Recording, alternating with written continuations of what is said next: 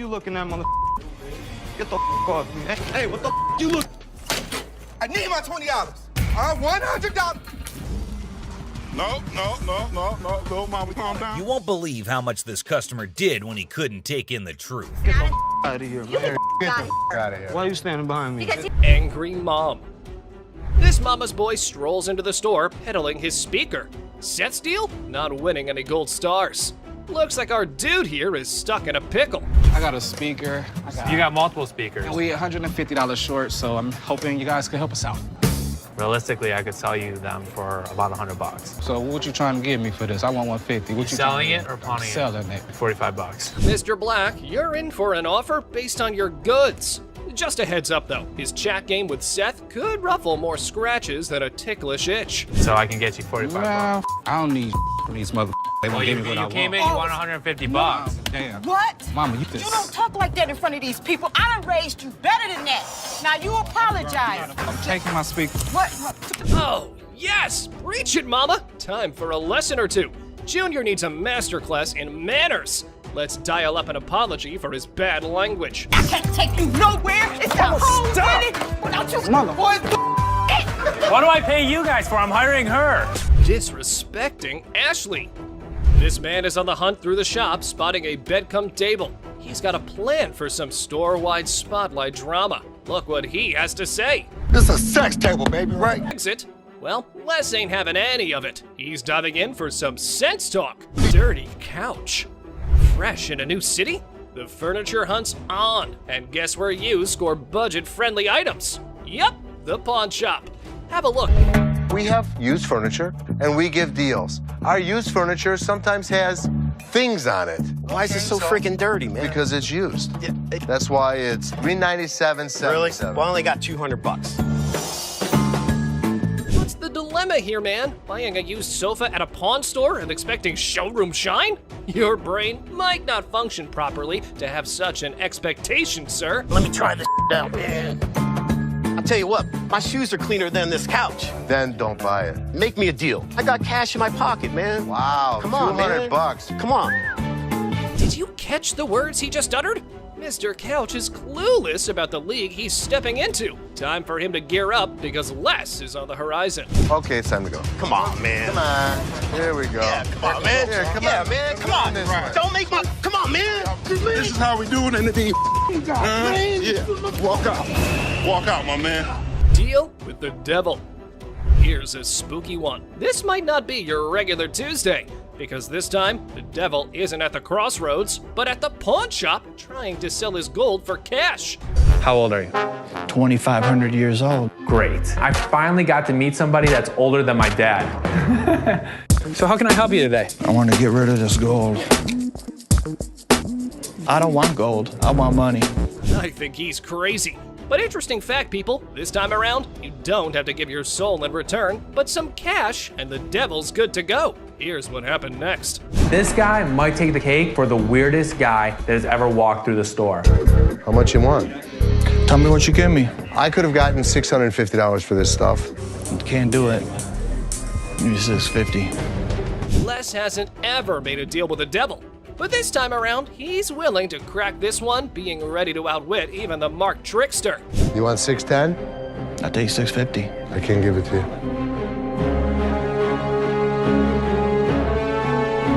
I guess we don't have a deal. Now hold on to your seats, because things are about to get interesting. This guy is asking for a whopping $2,000. Darn admin about it. Like, take a look at this. That's the kind of influence Les has, folks. Somehow, people just can't resist his charm. Now, with everyone on the same page, they can all happily move forward. It's smooth sailing from here on out. And that concludes our thrilling journey through 5 super rare illegal items on Hardcore Pawn. Which of these were your favorite? Let us know in the comments below. And subscribe for more action.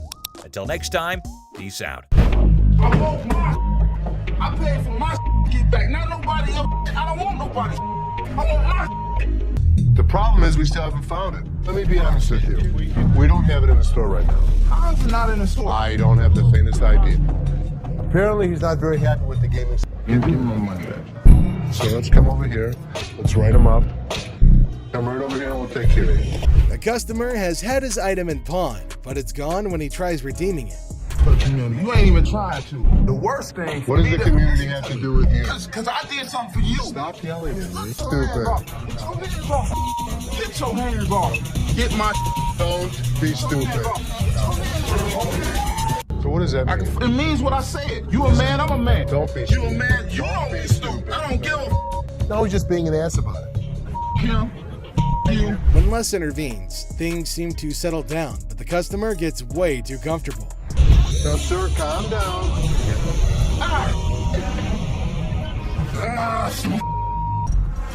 I give you my word. Whatever I owe you, you're going to get.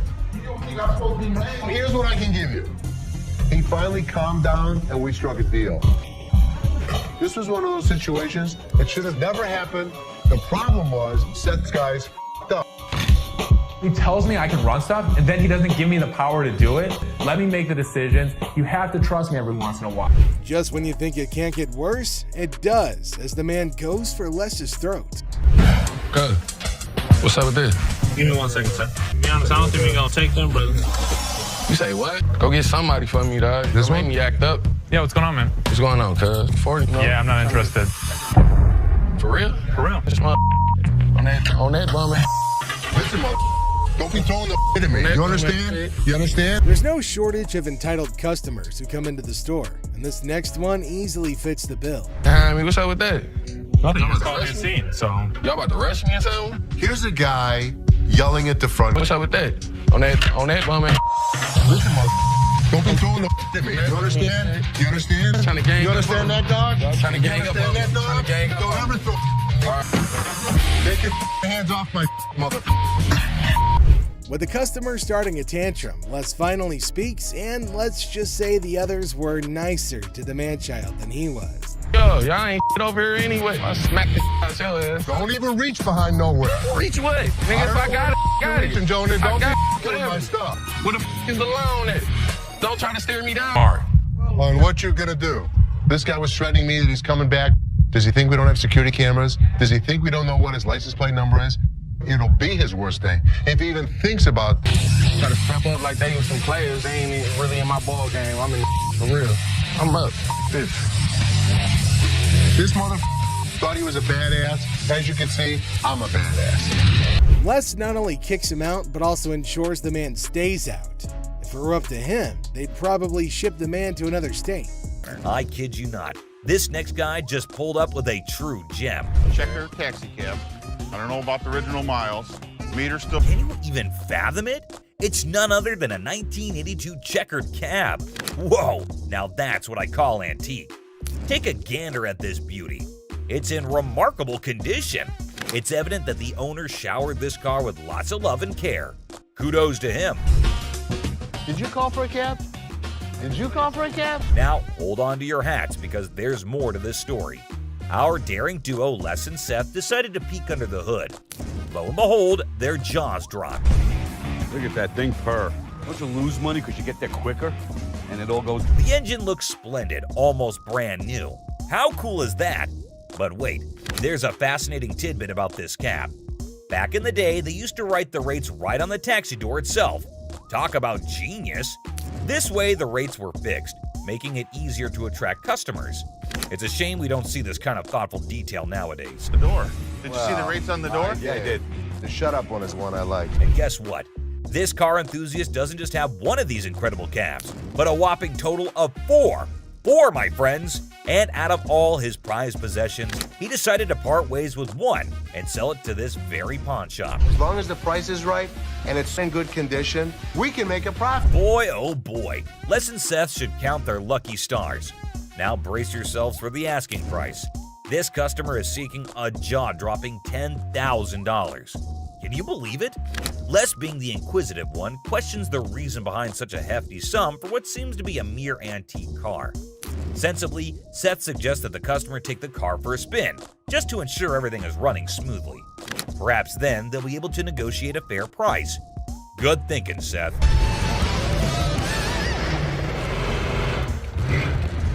Les, ever the insightful one, recognizes that this is not just any ordinary car.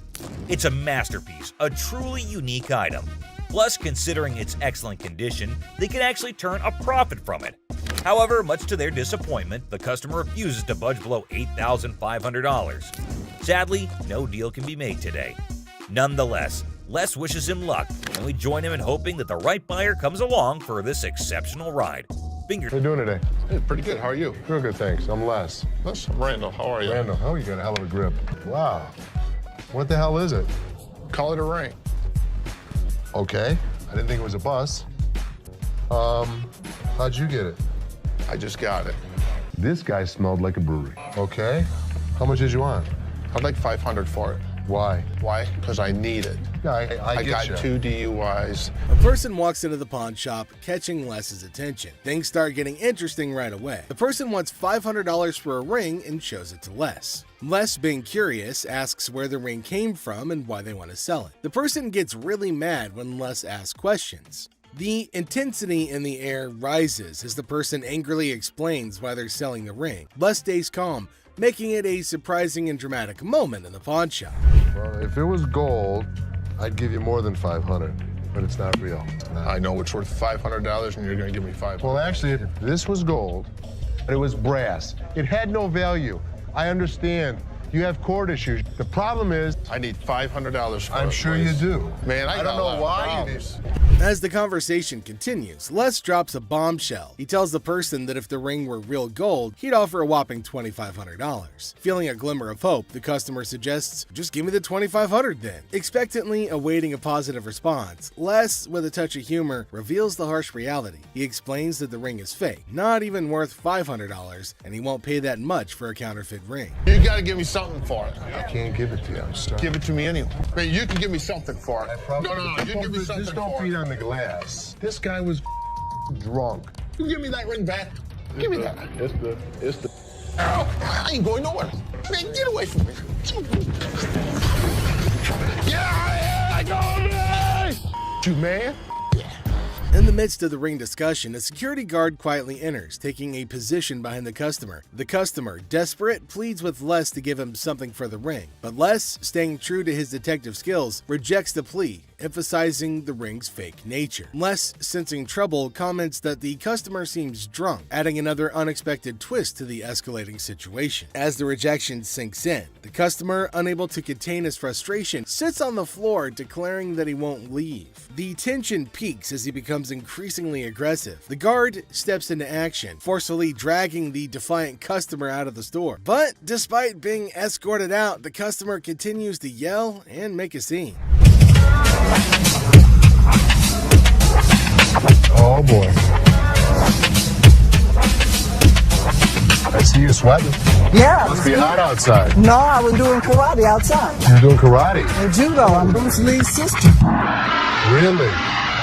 Yeah. As the door jingles, a woman strolls into the pawn shop rocking winter clothes in the summer heat. Now she's chatting with Les, teasing him about the sweltering weather. She even claims to be a martial arts pro, throwing around Bruce Lee's name. The banter kicks off with a request for a karate move demonstration.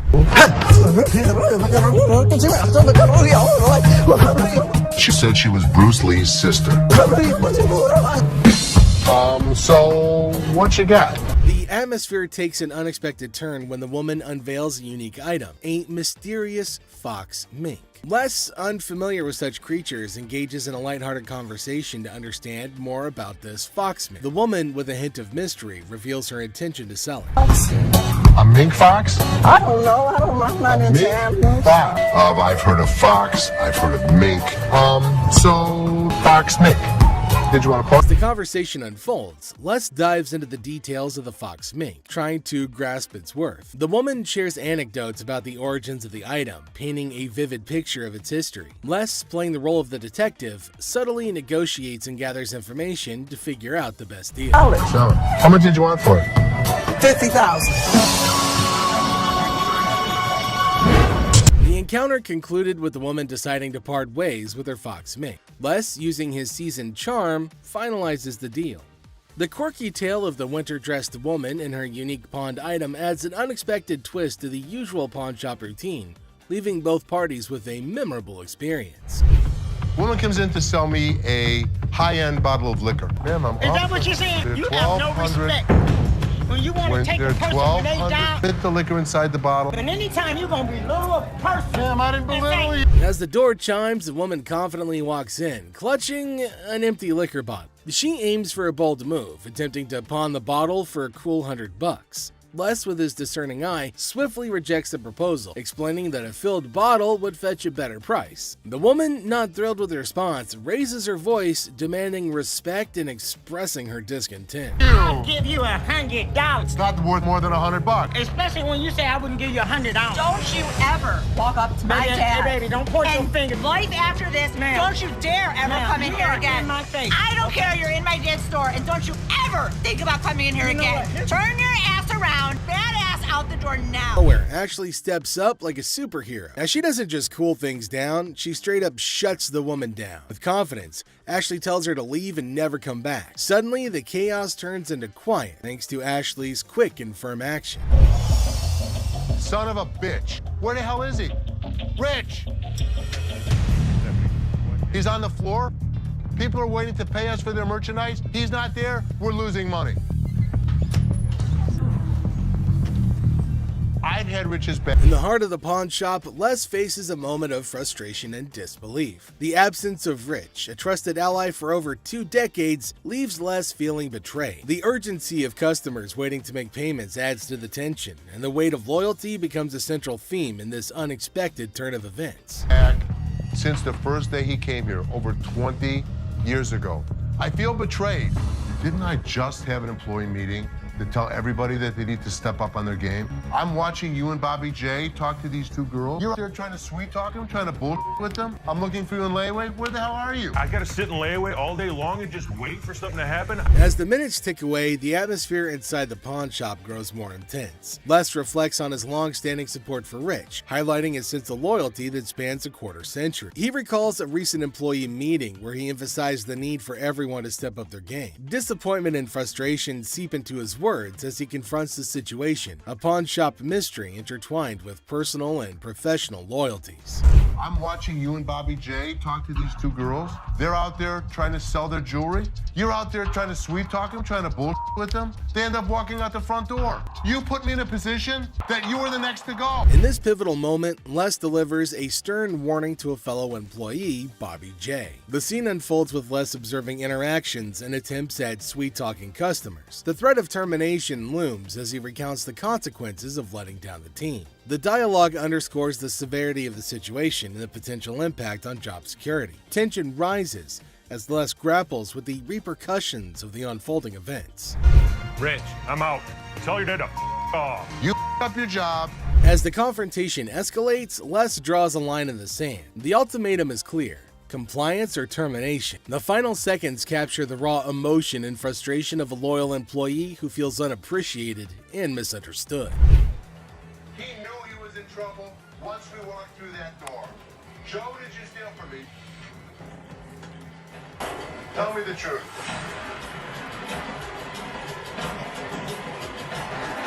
Inside the pawn shop, a sense of trouble looms as the head of security, Joe, faces a difficult moment. The air is heavy with anticipation as accusations are laid out. In a tense exchange, the truth emerges when Joe admits to stealing. The weight of the admission sets the stage for the unraveling of a trusted employee's actions.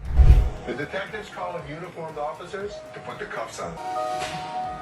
And then he reaches into his pocket and pulls out an assortment of jewelry worth over $7,000. As the admission hangs in the air, the situation takes an unexpected turn. Detectives call in uniformed officers to apprehend Joe. A place built on trust is now shaken to its core as the true extent of the betrayal unfolds. You go this way.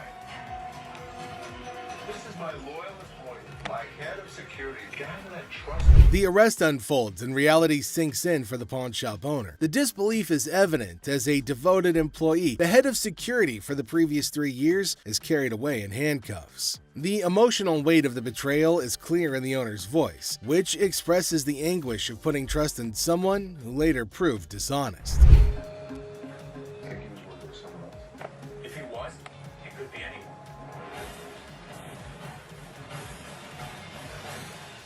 As the scene unfolds, questions linger in the air. The owner ponders the possibility of Joe working with someone else, leaving the situation shrouded in uncertainty. The aftermath of the betrayal raises concerns about potential accomplices and adds another layer to the unfolding drama. The final seconds leave the audience in suspense, contemplating the true extent of the security guard. I'm not leaving no my place. Yes, you are. Oh, no. I ain't. Oh, yes, you are. What are you gonna do? I'll kiss my. Honey, you don't have that kind of money. All right. You. All of y'all. Bitch. If you want some help, talk to us like a human being. Outside. I'm leaving. Aloha. Who the they think they is? Them. Which then caused the more security guards to get her out of the shop. But she kept on yelling. The lady would not stop with the screaming and the shouting. Some jewelry for my daughter. Her birthday's in like 2 weeks. For sure. How old is she gonna be? She's gonna be 12. She's gonna be 12. Yep. Do you want a Kleenex? I've got allergies, man. I itch like super bad. I'm not picking it, I promise. Okay. We have a heart one. It's really pretty. Can I see it? There came a man to Ashley asking for something to buy for his daughter. Now he inferred that she's about 12 years old and he wants something interesting for her. But he's constantly picking his nose, which was making Ashley cringe. He's not stopping from doing such cryptic things, but he's constantly doing it in public. Ashley asked him to let her know if there was something he was interested in buying for his daughter. Look at it. How much you want to spend? Like 100, 150, but 75. can I touch it though? That's bull. I was charging him like $75 on this watch just to give him a deal so he didn't have to touch it with his snotty hands. Can I see the sanitizer for a second? Now the man selected a watch, but Ashley didn't want him to touch anything with his dirty hands. She asked him about his range and he said he wants something under $100, and the watch was $75. The man didn't agree to buy it. Now Ashley's just getting furious over his silliness. I'm gonna use sanitizer. Why don't you guys go yourself? I don't even care about the sale anymore. I just want him out of here. Ashley asked him to use sanitizer before touching anything in the shop, but he refused. Now this is going to be a very serious problem. They're probably going to have a fight. Ashley got angry and asked him to leave despite no deal. She just wanted him gone. She didn't care for the deal or profit, but just getting him out of the shop. Well, then came the guards who made sure that he left, and Ashley used sanitizer everywhere on everything that he put his hands on. Well, that's it for today, everybody. Thanks for being part of the Hardcore Pawn adventure with us. We hope you like the drama and the surprises. Stay tuned for more pawn shop stories. See you next time. My friend's laptop. Are you low on cash? How about you swipe your laptop, hoping to make a quick profit at the nearest pawn shop? If you want to give it a try, just watch what you're heading into. What the hell? You mean to tell me you don't stole my damn laptop and I don't blame them damn kids for this damn laptop? All this damn. That's how you don't blame me? We supposed to be friends? Got me up. Take my laptop. Ugh, that tension, right, folks? However, our big boss Les was unable to fully comprehend the conflict. And he couldn't care less. These people were just up to making a fool of themselves. I think that these women were fighting over laptops.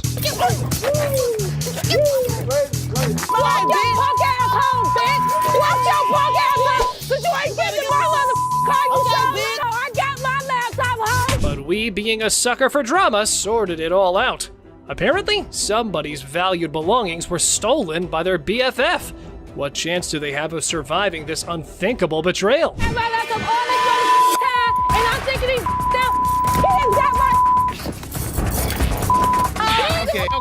All right, that's enough. That's enough. All this time, my laptop was missing, but I got my laptop. That's all that matters. All right.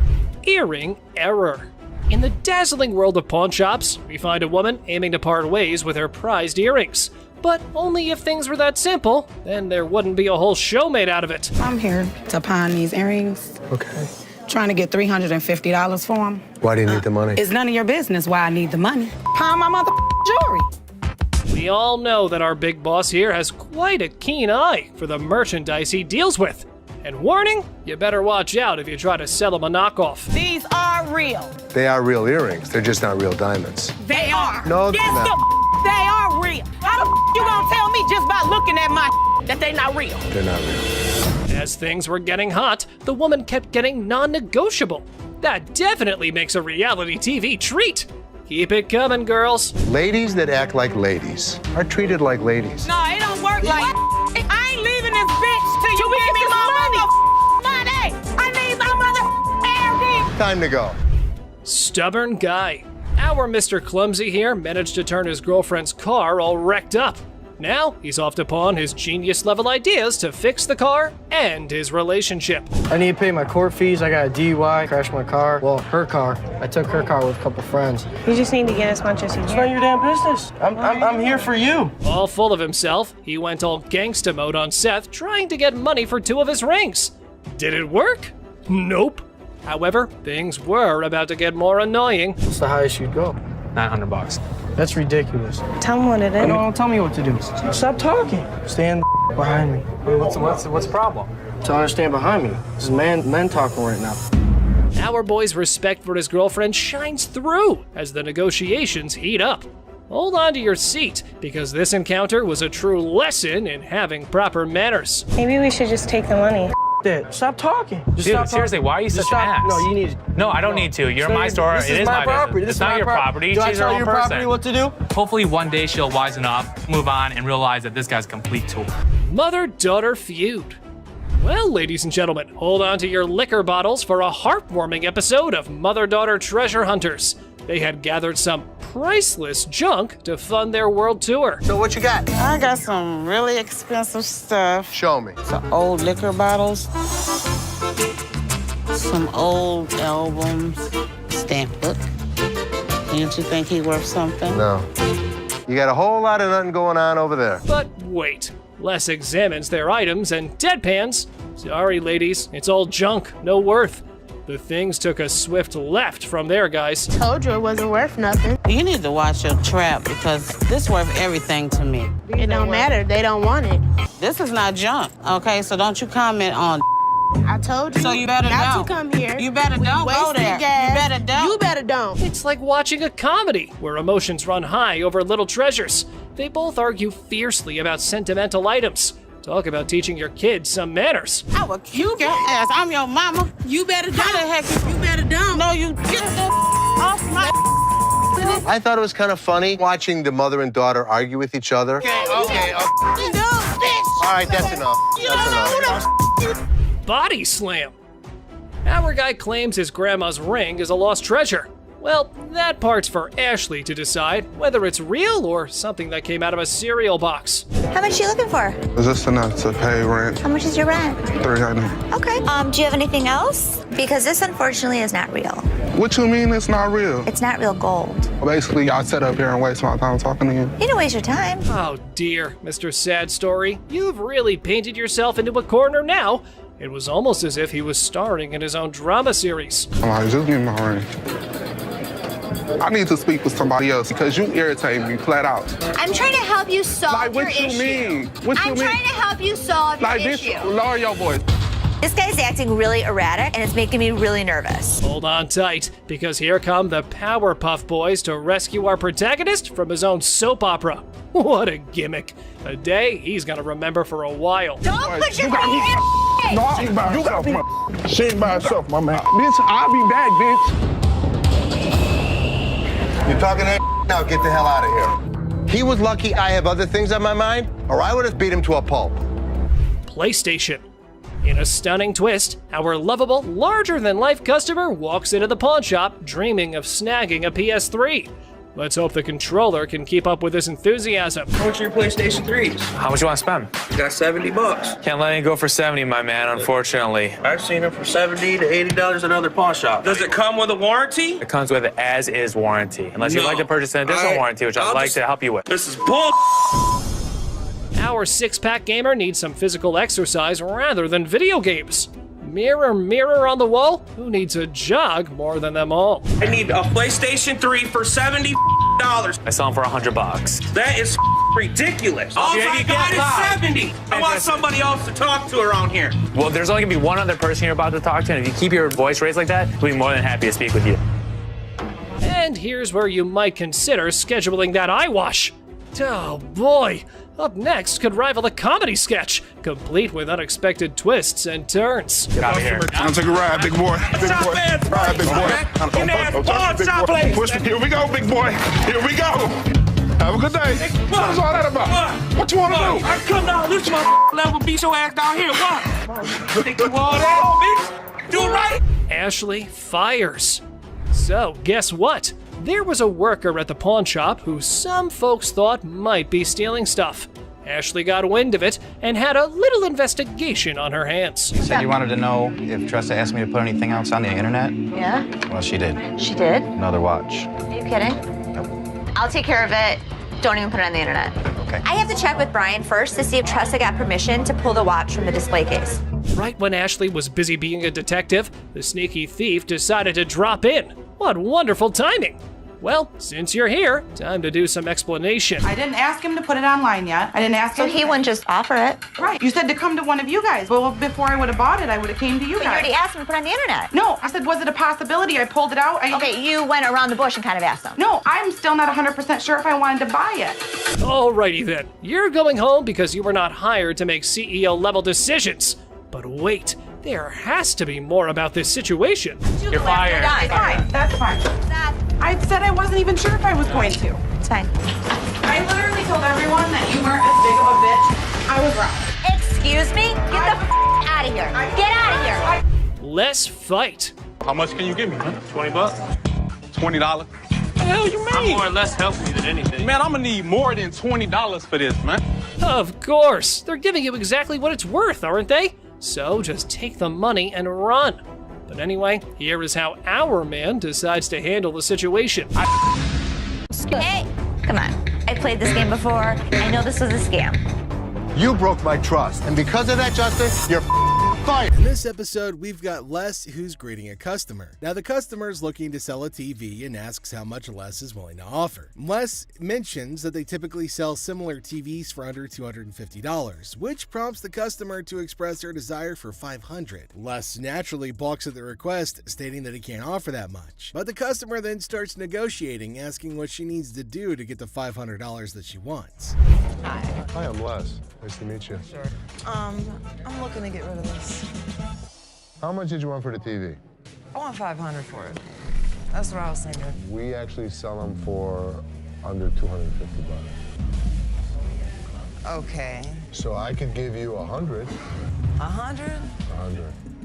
I need $500. And I wish I could give you 500. What do I gotta do to get you to give me $500? In a comedic turn, the customer suggests her breasts as a bargaining chip, asking if they're worth $500 to Les. Les, to his credit, responds with a little bit of a bemused expression, indicating that, sorry lady, they're not. The customer confidently asserts that her breasts are valued at $7,500, but Les remains unimpressed. He remarks on her attempt to negotiate with her boobs and expresses disbelief at her strategy. The customer, undeterred, insists that she'd never played dumb before provocatively suggesting that she's all there by flashing her breasts. Are these worth $500 to you? Not really. No, these aren't worth $500. Really? There's $7,500 for these, okay? $7,500. I want some. He was one of those people that tried to negotiate.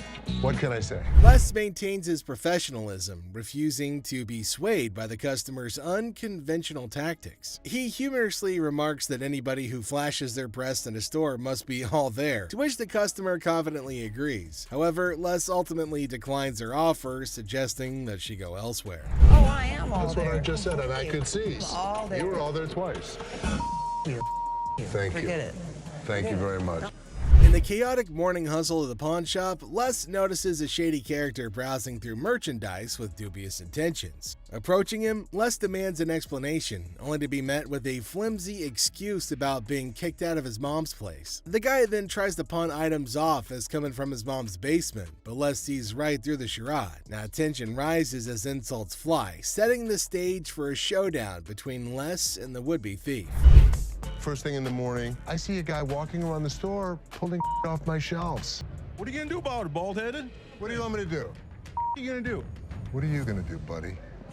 Les Les throws the guy out of the store because he's tired of his antics. But when the man won't go, Les has to call in reinforcements. Enter Byron, the burly bodyguard, who snatches the man and carries him expertly out the door. Byron manages the issue with the dexterity of a bulldozer making room, making for a But just as Byron is leading the guy outside, his pants decide that they'd rather pull around his ankles, exposing a little bit less than friendly underwear. But that's just the icing on this whole dumpster fire of a day. As Les sees the guy's humiliation happen, he can't help but laugh. And without warning, another day at the pawn shop comes to an end, leaving us all to wonder what mischievous adventures lie ahead in this crazy world of wheeling and dealing. The scene starts with Ashley getting a bit annoyed, telling the customer not to test her patience. Now she's in a hurry and warns them to speed things up. Then the customer tries to copy Ashley by snapping their fingers, but Ashley quickly shuts it down.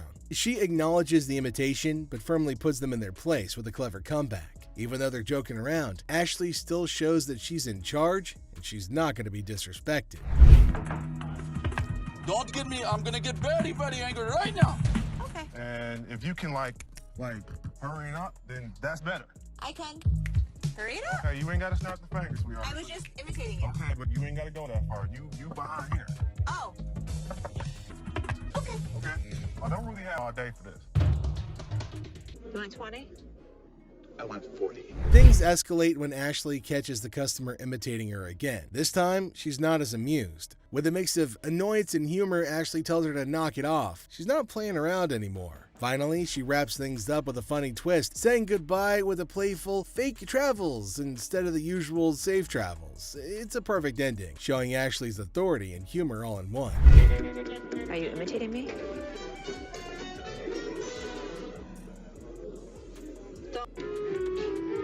Safe travels. Safe travels. The customer, hopeful for a good deal, brings in an item to pawn. Despite his expectations, he's offered only $20, leading to frustration and disbelief. I see another irate customer in line. That's all I'm giving you. Period. Despite attempts by other staff members to calm the situation, the customer's anger continues to mount.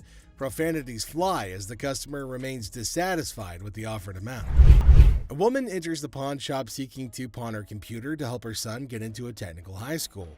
Despite her hopes of getting $150, the employee offers $100 based on her previous transactions. The woman insists on $150, citing her long patronage since '97, but the employee refuses, leading to escalating tension. You head in for 100. But I need 150. I know, but I can't give you 150. No, you are not appreciating my business. Yes, I do. I cannot. Ask you, you're not giving me what I want. Well, I don't give everybody what they want. Do you want the 100? No, I don't. Okay, then goodbye. What do you need? The woman's upset that when she needs assistance, her devotion to the store isn't valued. She challenges the employee, refusing to go without receiving the necessary amount, and angrily rejects the $100 offer despite her employee's best efforts to reason with her. I want to see somebody making me leave up out of this mother giving me what I want. Well, I don't give everybody what they want. 150. Well, if you had as something a patron that's been patron if you- since 97. No, I'm not done. This lady comes in with goodbye. You can walk out the store. I can, but am I going to walk out? You will. Who's going to make me? Who? I want to see somebody make me leave up out of this mother. The woman abuses the employee and declines to accept the offered sum, escalating the intensity of the exchange. Another employee tries to defuse the situation, but the woman is unyielding and keeps threatening to do anything she wants. Are you a lady or are you a child? I don't give a what I am. What the hell are you with your wrinkled ass? You need to go somewhere and get, and don't think that you won't. Because all I got to do is make a phone call. You know what? Wait. Get out. I'm not getting out of here. Get out. Put out. Motherfucker, you going to jail if you touch. I've been patronizing this business since 97. You have an English degree, right? No, I don't. Yeah. The woman gets increasingly combative and starts throwing abuse and threats at the staff, marking the height of the altercation. She's ordered to leave, but she resists and persists in challenging the staff, leading to her eventual escort out of the business. Her departure is accompanied by a final profanity-laden outburst. A new manager arrives at the pawn shop, surprising the Gold family, and they introduce themselves and express their eagerness to help out. Now, despite initial confusion, the Golds agree to give them a chance and see how their first day goes. When I worked in sales at a bank, I was in charge of tailoring the products to the customer's wants. So I'd like to think that marketing is one of my strong suits. You like those? Like I said, they're durable, very inexpensive. What do you guys want to do? Do you want to purchase or put them in layaway today? Definitely. All right, I'm so excited. I got my first sale. So what do you think?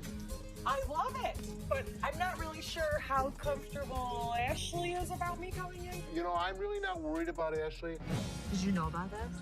Good luck, Ash. Have fun, co-manager.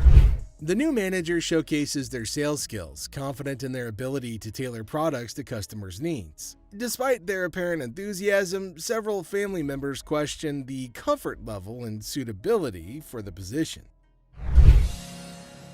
Can you just go back to your area?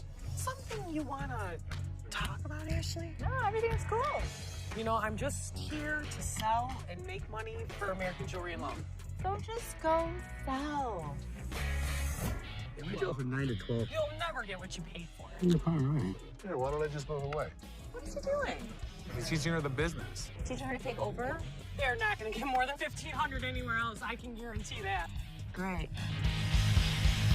Wow. The new manager and this customer are currently negotiating prices over a deal. And while the new manager insists that the deal's a good one, tensions start to rise as the customer questions the offer. Meanwhile, the Golds observe the situation with uncertainty. Hello.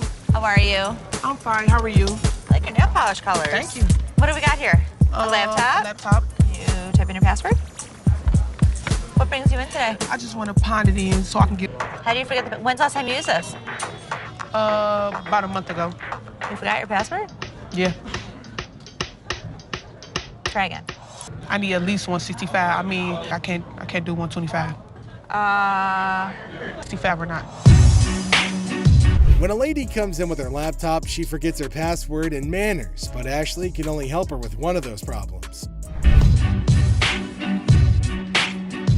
Okay, I know what, I ain't got time for it. It's like you don't like your job. If you don't like your job, you shouldn't work here, sweetheart. I'm sorry, you really shouldn't. I am respectful.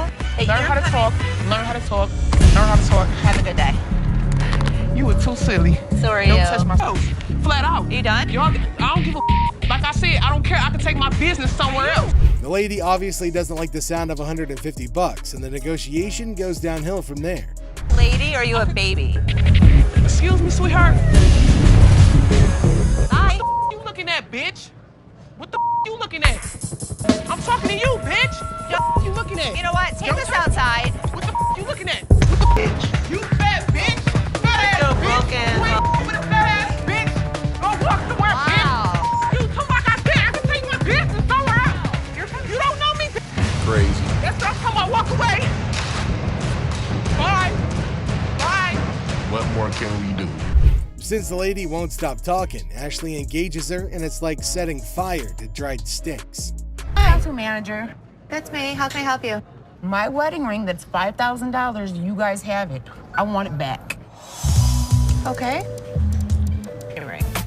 Yes, he took it because we're having financial problems. I get why he did it. I just want to come in. No, I didn't make a police report. The hell am I going to make a police report for? I'm not going to call the cops on my husband. I'm coming to you to get my... For the ticket? Oh, my God. I want my ring. Can Okay, you so get let in the me... computer Okay, so and let look me... up the name, Okay, tell me how much I owe you, and give me my... Nothing is scarier than a woman with a vendetta, and Ashley's best effort to handle this one with care absolutely fails. All I want. Okay, so let me explain to you how this works. First of all, I don't just look up somebody's name and give you their information. I didn't ask you to give me the information. Give me my ring. You bring your butt out here and you assist me out. Please, bring it. That's all I want is my ring. No! Up yours. I want to see you walk outside. Come on. You're so big and bad. Yelling, screaming. Can't type anything to a computer. Oh, this bitch. I'm going to come back and get my... I promise I'm going to come... The lady doesn't appreciate Counselor Ashley, and the exchange turns sour. American Joy. Oh, hell no. Oh, you should have Well, somebody gonna pay for it, like I said. I'm not paying for bitch, you might as well get off the phone because somebody about to pay for my... Hey, you... A lady comes in armed with her TV and a vast vocabulary. The Golds might not like the latter, though. When I the door... So how did she break her TV? Because I told her to hold the door and I dropped it and it cracked. See? It's cracked. Okay, so what do you want me to do about it? I don't know. Is you the manager? Yeah, so maybe you the manager, but you ain't act. I don't know what this lady was all about, but how dare you come in my store and make a huge scene? Don't trust me. What is you gonna do? Bitch, you gonna don't act stupid. The ladies might come to blows, and Ashley steps in to keep that from happening. You is the type that will get smacked. Really? Really. Try it. Y'all got me up. You have Go get 1 my minute TV. to get your out of her phone. Oh, bitch. Ratchet ass. Don't trip. What's up, bitch, and fix your makeup. Don't trip. Bitches, you go. Whoa. Hit yourself in the head. Yeah, this what I would have did to you if you would have came close. I did. The woman does not like being evicted and transfers her anger to Ashley, but she isn't the first sassy customer the staff's gonna handle. And if you think $2,000 was a crazy ask, this next person has a book signed by none other than Shoeless Joe Jackson. Shoeless Joe Jackson was a legendary baseball player whose legacy is as captivating as his nickname. He's known for his raw talent on the field and the controversial role he played in the infamous Black Sox scandal, leaving fans wondering if justice was ever truly served. In a stunning turn of events, the owner of the book boldly demanded a jaw-dropping price tag of $30,000. I'd like to get like $30,000 for the book. The audacity. But here's where things take an intriguing twist. Are you ready for a mind-blowing fact about Joe Jackson? Brace yourself. Despite his incredible talent on the baseball field, Shoeless Joe Jackson was actually illiterate. Well, he was illiterate. He could not read. His wife signed everything for him. Yes, you heard that right. The man couldn't read or write, which makes his signature all the more remarkable and enigmatic. It's as if his illiteracy adds an aura of mystery and intrigue to his autograph, making it a rare gem in the realm of sports. So this could really be an amazing signature. You will not find a rare autograph. Who would have thought that behind the legend of a baseball icon lies a captivating story of a man who conquered the diamond with skill, but never conquered the written word? But Joe Jackson's signature is so rare and so expensive, I just have to take the gamble before this guy walks out the door with it. Well, let me tell you the juicy details of this intense negotiation. Rick, being the shrewd businessman that he is, wasn't about to part ways with a whopping 30 grand so easily. He could sense the undeniable value of the book, no doubt about it. After some fierce back and forth, the tensions mounting with every passing moment, a compromise was reached. The dust settled and they agreed on a figure right smack in the middle, $13,000. I'll go $13,000. I won't go a penny more. Okay, let's do it. It was a triumph for Rick, a victory in his quest to strike a deal that satisfied both his business acumen and the book owner's desire for a fair price. But a once-in-a-lifetime piece like this, I think it's definitely worth the gamble. The thrill of the negotiation, the dance of the numbers, and the satisfaction of finding common ground. This is what the pawn business is all about. But wait, is it even worth it? What do the experts say about it? Is it yet again a costly blunder? This signature is real. This is by far one of the craziest things you brought to me. She did agree the sign looked real to her, but sadly it wasn't, since he was illiterate. The signature is very controversial, and Rick sent the draft to the consensus of the community for approval. What did they say? During our thorough examination that prevented us from certifying the autographs, which means it's fake, and Joe's first name has been erased and signed over the original. And obviously, Grandpa would be sarcastic at such times. Honestly, now more than ever. Great job. Talking about being sarcastic, Chummo, you're the fury and indignation towards Chumlee were detectable as everyone could see through his frivolous spending habits. And the tension was so thick, you could cut it with a knife. A man bought a supposed Gibson mandolin and asked $3,000 for it. Now, it's very clear that such instruments need to be checked by an expert before purchase, not after. But I guess they'd be losing their minds once in a while. Chumlee's expert haggling skills paid off as he managed to secure the item for a mere $1,500. much to the surprise of both the seller and his colleagues at the pawn shop. 15 sounds fair. I can make a 15? profit. All right, that sounds good. I appreciate it. His ability to negotiate a great deal is unparalleled, making him a valuable asset to the team. But what does the expert say? Is it a jackpot or a lost cause? The decal, you can see where it was cut out with some scissors. Furthermore, he added this. This is something Gibson never even used. This is fake as hell, man. Well, obviously the people back at the office had some serious concerns about it. You paid $1,500 for this? You're gonna give me my $1,500 back one way or the other. I think this was the last option poor Chum had. I know this last bit is scripted, but it is so fun to watch Chum like that. Oh, I need some money. Oh, I need some money. Keep playing the blues, Chumley. Thanks, boss. You gotta come up with $1,500 so you're gonna be here for a while. From his, I believe this is the worst thing to do in pawn shop business. Despite being one of the most experienced players in the pawn shop business, even Rick sometimes makes mistakes. It just goes to show that no one is infallible, and mistakes can happen to anyone, no matter how much experience they have. But that's part of the excitement of the business. You never know what surprises each day might bring, and every mistake is a valuable learning opportunity.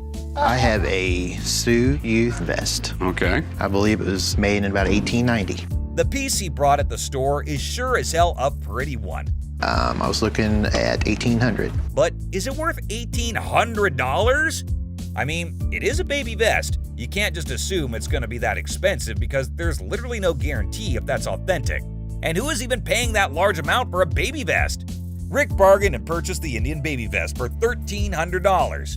Now, that is not a small amount either, and he made the same mistake buying it without consulting the expert first. The expert is called later to take a look at it, and honestly, no point. They already spent so much on this that knowing it might be fake is just going to increase those tense lines on their forehead. But let us hear what the expert said about it. From looking at the beadwork, it looks to be Sioux or it's Northern Plains beadwork. Unfortunately, I don't think this is from that time period. But wait, later it is revealed that it is real, but it was made for sale and not for personal use. So that kind of affects the resale value a lot, and Rick doesn't cheat with his customers. So I guess he just has to face the consequences of not being smart and going with the gut at that moment. But wait, Corey had a call from someone saying that the vest is actually real. Does that mean Rick is the boss and never messes up? Here, it's Mark Patton. That Indian vest you bought is actually real. Hey, Mark, what's up? Nope. Well, I guess tit for tat. Better luck next time, Rick. I personally love this environment of work for them. They sure do make mistakes, but laugh it off. This should be the way people do it, but generally, they don't. What I loved the most about this episode was the way Corey made a fake call, all for fun and just to get Rick's reaction. Well, that's only fair because Rick makes them realize they made a mistake in brutal ways. This was far better, at least. Well, Pawn Stars certainly took a massive hit, losing a staggering amount of these ill-fated deals. It's a financial blow that leaves a bitter taste in their mouths, a painful reminder of the risks and uncertainties that come with the pawn business. But hey, that's the nature of the game. Sometimes you win big and other times you take a gut-wrenching loss. It's a stark reminder that even the best in the business can't always predict the outcome. Despite this setback, the Pawn Stars will regroup, learn from their mistakes, and continue their quest for remarkable treasures and lucrative deals. After all, in the unpredictable world of pawning, the thrill of the chase and the allure of the next big score will always keep them coming back for more. So which one of these shocked you the most? Let me know in the comments down below. And don't forget to subscribe for more such videos. And I'll see you in another one. Peace out. Seth devises an expert method for appraising precious stones. Bob saves Les a lot of money with his knowledge of walrus reproductive parts, and Seth provides expert advice that saves a deal on an elephant part. These are the times experts saved Les gold from losing everything. Hey Les, come here for a sec. So people are coming in, pawning their stuff that they know is fake. They're not coming back for it, and we're stuck with it. Are you kidding? Test this piece out. We test a lot of gold. We always use nitric acid. So I'm gonna do some homework. I mean, this is... No, this is sickening. We're losing a lot of money. Seth makes a shocking discovery on how the pawn shop is losing money. Les doesn't like it either. Both father and son know that if this keeps up, they could be out of business. What's the deal? You know how I hate getting beat. You don't know if the girls are marking down 10 karat or 14 karat, what the true assay is? Of course not. Okay. And it'll tell you exactly the purity of gold. It'll tell you silver content and platinum content. We're getting past the old school way and we're gonna make this new school. It ain't never gonna happen. We'll see about that. Show me. I will. Seth has done his homework and concludes that the pawn shop system needs to change. But is it worth the cost? Les certainly doesn't think so. Nice to meet you. Here, come on back. Okay. I have a meeting this morning with the guy who sells the x-ray machine to test gold. Hopefully he'll let me borrow it for a week. It doesn't make sense. It's time to move on. So talk to me about the cost of the analyzer. Right now, go back to your old acid test. You got a deal. Thank you very much. You're welcome. Now just hook it up and show my girls what the hell to do. The expert recommends a machine that could change the game. Les is still not convinced, but the old man is willing to give Seth the benefit of the doubt. Hi. I'm Renee. Hi, Renee. I'm Rich. How are you? So he got this in World War II it's off of, because these are right in this area here. World War II Japanese sword is worth a ton of money. This sword could be worth a fortune, but Rick isn't sure. He knows he's gonna need some expert advice. Put it on that metal analyzer, and it'll tell you if it's got stainless steel. Want to try? Let's go. Japanese swords are made out of steel. If this metal tester tells me something else, it's not authentic. It'll help you. I'm happy to do it. Come on up here. We'll get your information. This metal tester easily saved us a few $100s. Seth might be onto something. Okay, thank you. You have a good day, hon. You too. And the machine works. Even Les sounds impressed with the speed and accuracy of the expensive device.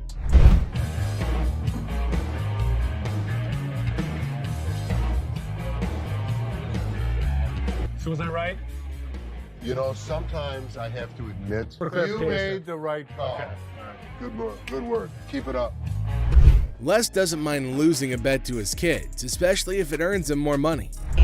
I'm here to sell my collectible Amazing Fancies issue, and it's 24 karat gold and sterling silver, as Stan Lee's autograph as well. This is all original casing and stuff. There's only been like 1 or 2 that's been sold since like 2003. So I don't want it, because it doesn't match anything I have at our apartment. Can we talk about this woman, though, for a minute? Why would you be in this relationship? I don't want to take this from this guy. Enough. A guy brings in a really interesting piece to the store at the behest of his controlling girlfriend. Ashley only wants to focus on business, but Bobby J is quite bothered about the customer's relationship. Unfortunately, it's not 24 karat gold. Oh, it's not? It's plated, which decreases the value a lot. Let me ask you this. What else have you had to get rid of? Nothing else. The only reason... The kid's miserable. He's scared to death to say anything. We should have helped him. You can't have this. You can't do that. Would you ever do that to somebody? Can you just go over there and finish what you were doing before? I can have an opinion about something. You can, and enough's enough. Thank you. The gold gun that Les bought from the expert comes in and saves the pawn shop more money. However, Bobby J's only concerned about saving the customer from his girlfriend. Hi. Scott. Scott. How you doing So today? tell us a little bit about your... 1958 Perilla Greyhound. Most scooters use stamped wheels, where these are spoked wheels, kind of blends between a motorcycle and a scooter. The rarity of the bike, there's only known to be about a dozen in the country. Of this particular brand? This model. So realistic. Best deal. Tell me what you can do. Give me 1 minute. The customer walks in to sell a vintage motorcycle. The motorcycle is nice enough to catch Les's interest, but the price makes Les second guess. A 58 Perilla motor scooter.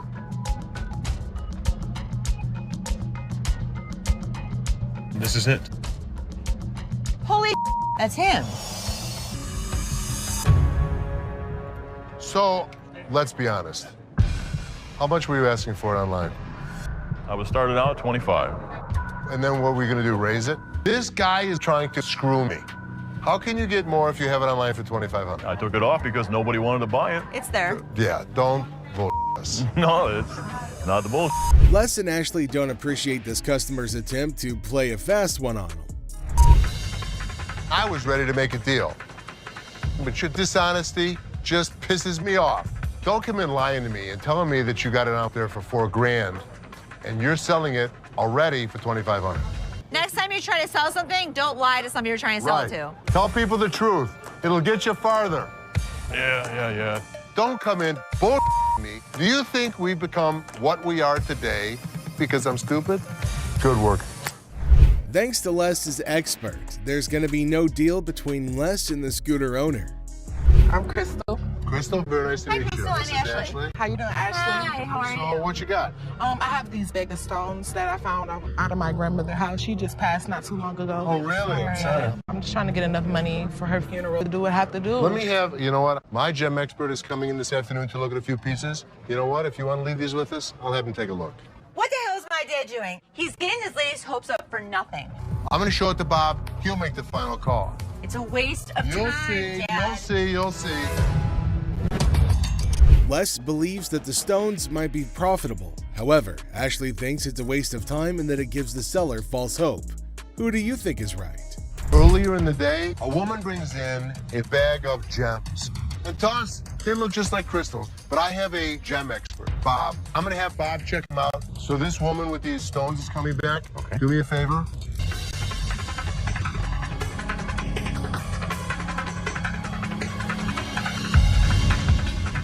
These are nothing. We never get hits like this. What are you appraised at? Guys, here she is. We're gonna change this woman's life. She's gonna flip. Yeah. Les is confident that Jim, his expert gemologist, will give him positive news.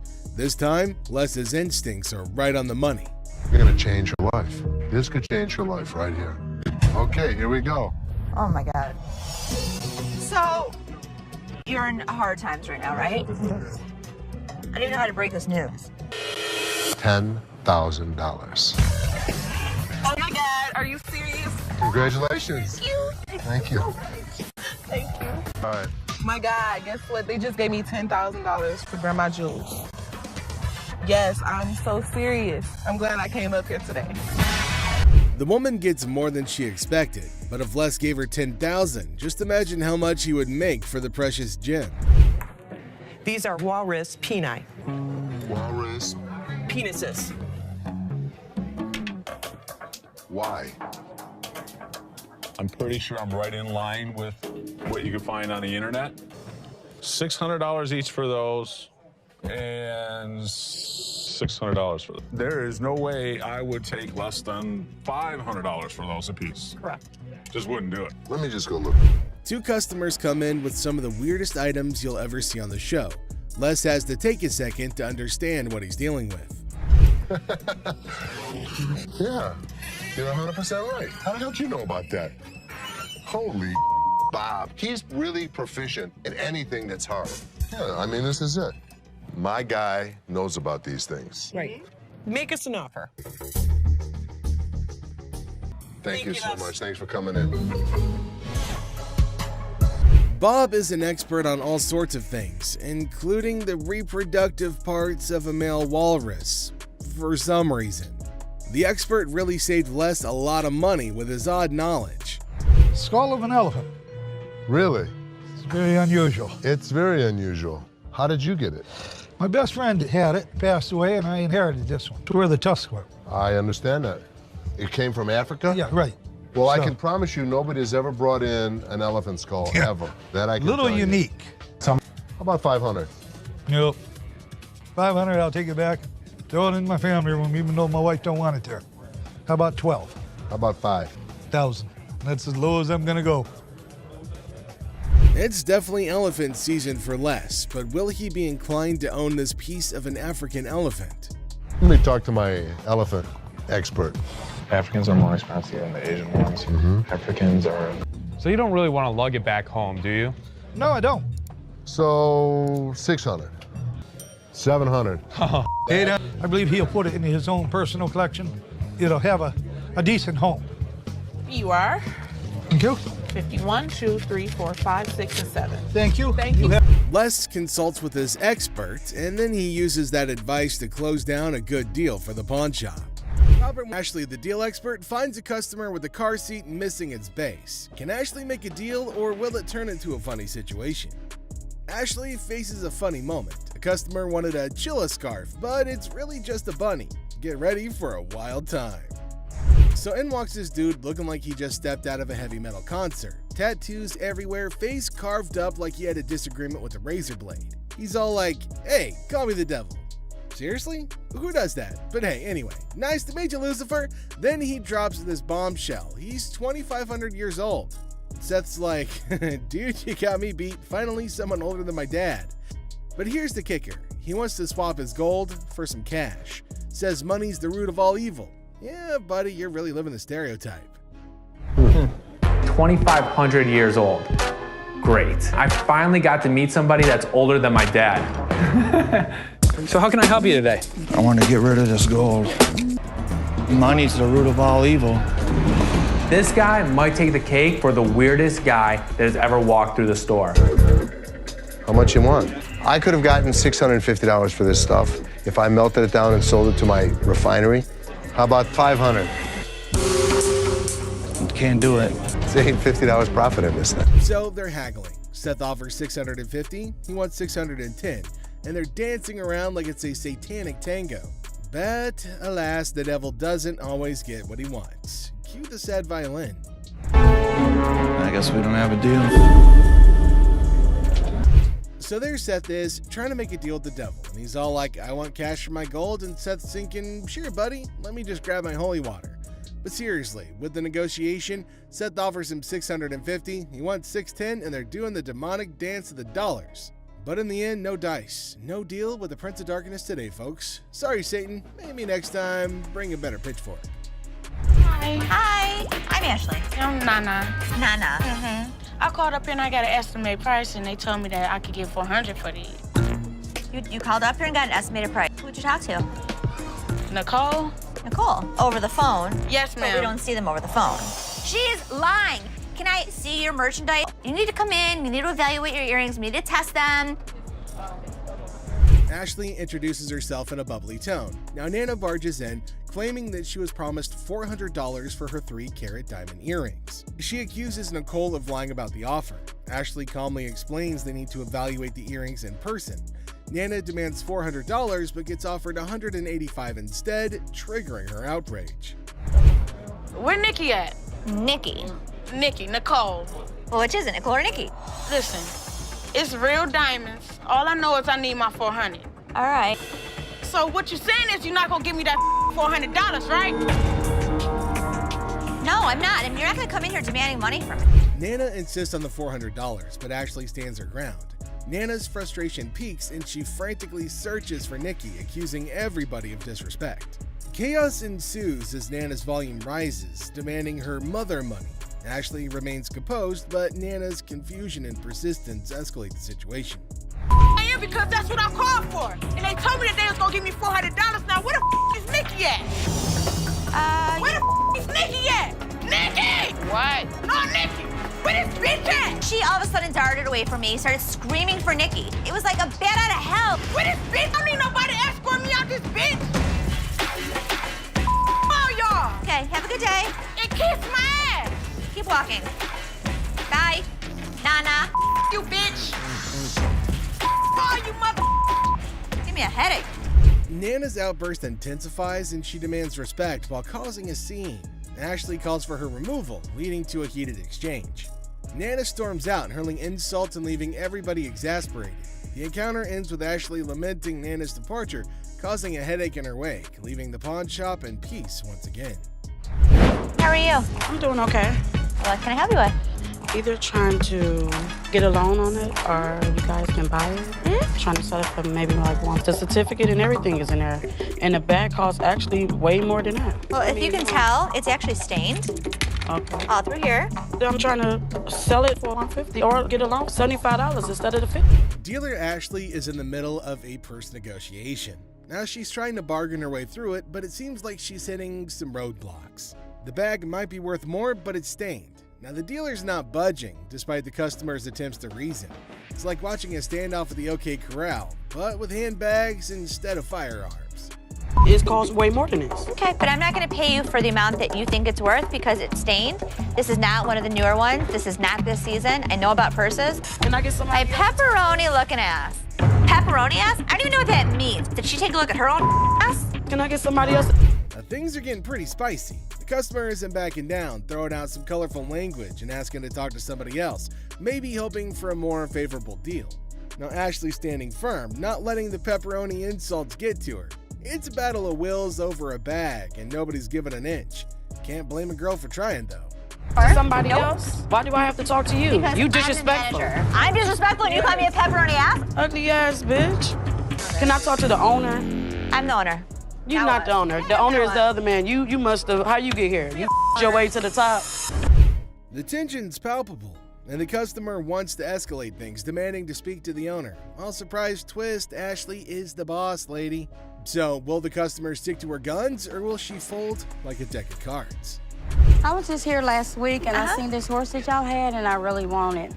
I didn't have the money last week. For sure. You saw it? Where is it? It's right over here. Sure. When are you due? Well, I'm due next month. Oh, is it your first? Yes, it is, my first. Congratulations. This is it right here.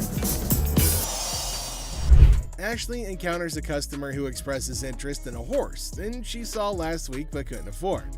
The customer, claiming to be pregnant and financially strained, negotiates a deal. Well, I was quoted $20 for it. You were quoted $20. See, all I have is $10. I'm a single mother. My husband just left me. Really? Yes. Do you work? I try to look for a job and stuff, but it's just hard right now. And this is something that I want to get for my baby. This would mean so much to me. You give me $5, and then my gift to you is the remaining $15. That'll be great. That'll be really great. The customer reveals she was quoted $20, but could only afford $10. Now she shares personal struggles as a single mom. They agree on a $5 down payment, with the rest to be paid later. Okay. This means so much to me. So let's take it out to her car right now.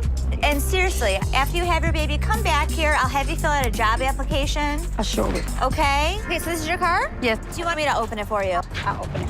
Excuse me! You trying to scam me? Excuse me! Excuse me! Unbelievable. I even offered her a job after she had the baby. I think she just had the baby. As Ashley assists the customer to her car, the customer accuses her of scamming Ashley, bewildered by the accusation, and even offered her a job. The situation ends with some confusion and disbelief.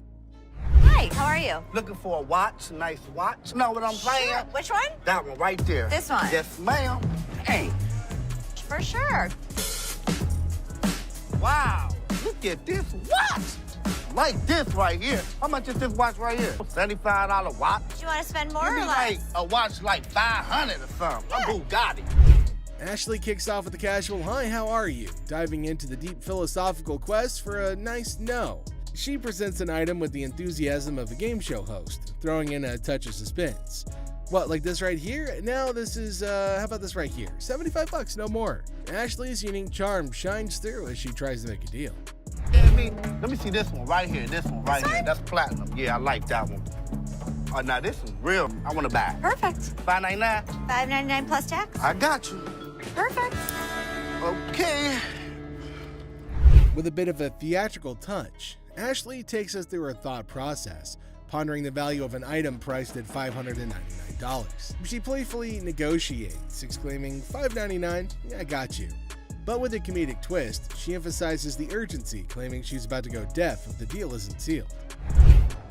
Okay, this is $599 plus tax. Hold on, wait a minute. This is worth, look at it. 2 and add 3 more zeros with it. 2,000, baby. Come on. Okay, and it's worth $2,000. It's rare to find a $2 bill that got red in it. Now tell me they ain't worth $2,000. I'm about to go deaf. With a blend of sarcasm and determination, Ashley confronts a potential buyer, confidently declaring, "I've got a pile of money, so this. I get some change back." The escalating drama continues as she reveals the tax and challenges the customer to come out and make a deal. The conversation takes an unexpected turn, hinting at the item being worth more than a round neck. This is worth more than that around your neck. You understand me? You little chunky, draws-looking person. Okay. So you wanna ball my $2 bill up? You know what? I'm a big mouth is hungry. You're hilarious. Real funny, man. Y'all be killing me. I'll pawn you. Matter of fact, that $2 bill, you could pawn this whole stuff. With that $2. In a grand finale, the dealer passionately argues the item's value, escalating it to a humorous threat of going deaf. Now the playful banter reaches its peak with creative insults like chunk and band rye. The situation makes us wondering if this is a sales pitch or a comedy routine. Hi. How you doing? Good, how are you? This like Chinchilla to you? How much did you spend? Do you remember that? That was a lot of cash, a lot of money. Okay. I didn't sell you this. You sold me this.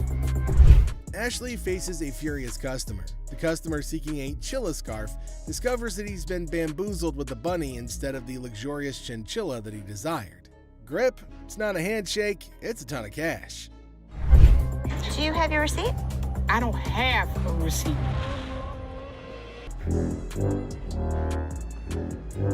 Man, you sold me this bull for real. I ain't leaving here until I get my damn money back. Bunny right there. I wish this bunny would just... See this? Look at it. It's flying through the... As the drama unfolds, Ashley denies the accusation, stating the Chilla is actually a bunny. Now the customer's girlfriend confirms the fluff faux pas, tossing the rabbit back. The receipt? It's apparently tucked in a peculiar location. Look at that. Ain't nothing Chinchilla about it. I want my money now. It's time to go, sweetheart. All right, you can take that home if you want to. But I want my money, that's all. Have a good day. That was nice on you. Whatever, man. Around your neck. That's some old ass. Amidst the chaos, the customer adamantly demands a refund while comparing the bunny to Bugs Bunny. Now, Ashley remains unfazed, suggesting the bunny be taken home as a consolation prize, but the customer's not having any of it. This bunny's not hopping away from the dispute. I'm not wearing that old ass. That was a good shot right there. You play basketball? I'm not wearing that old ass, man. Have a good day. You too. I want my money. Man, I spent good money up in this bitch. Why you so violent, girl? Go on up out of here. Try to be nice to you. Now you're gonna leave it? You wear that. In a final showdown, Tipper's Flair and Ashley bids adieu to the irate customer, but not without some sass and a failed attempt to pawn off an old scarf. The customer exits empty-handed but full of fury, leaving Ashley to ponder the quirks of pawnshop life. Hello. Hi, how are you? I'm good, how are you? I'm looking to find this. Okay. I'm just trying to get some money so I can bail my man out. How much you looking to get? 500. 500. How'd you come up with 500? Because this is a new gig. In this one, Ashley encounters a customer looking to pawn an item, claiming it's like an iPad. Now, Ashley questions the uniqueness, and the customer insists that it's a new gig and demands $500 for it. Ashley is incredibly skeptical. So, I should get it? Yes. This is a pad. This is an iPad? It's something like an iPad. I'm just curious, how? How would you use this as an iPad? It's something like an iPod. Ashley challenges the customer's understanding, questioning how the item could be similar to an iPad. The customer struggles to explain, resorting to sound effects.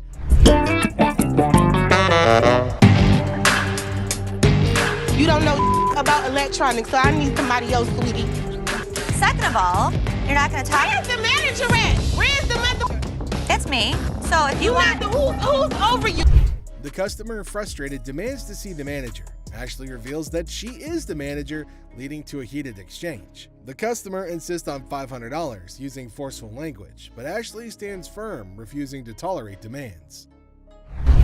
Me? It's somebody that's over you, and you going to give me $500. No, not talking yes, to me are. like that. You're yes, not. you are. I want $500. So I'm going to ask you to leave. No, I'm not going down my way. You threaten me? You're out. You're not coming back. I don't care if it takes 10 people to escort you out. Sweetie, I will be back with your fat Elmer-looking ass bitch. As tensions rise, the customer becomes more aggressive, threatening and claiming that they won't leave without the desired amount. Now, Ashley remains steadfast, emphasizing that they're not welcome back. The situation escalates, setting the stage for a dramatic exit. How you guys doing? Good. Got some equipment here. Yeah. We need some money. We're going to out west. We killed all the deer in Michigan, so we got to go out for bigger and better stuff. In this thrilling episode, Les and Seth face two grizzled sellers with Santa beards armed with ancient computers. Claiming that they hunted all the deer in Michigan, they demand $900 to head out west.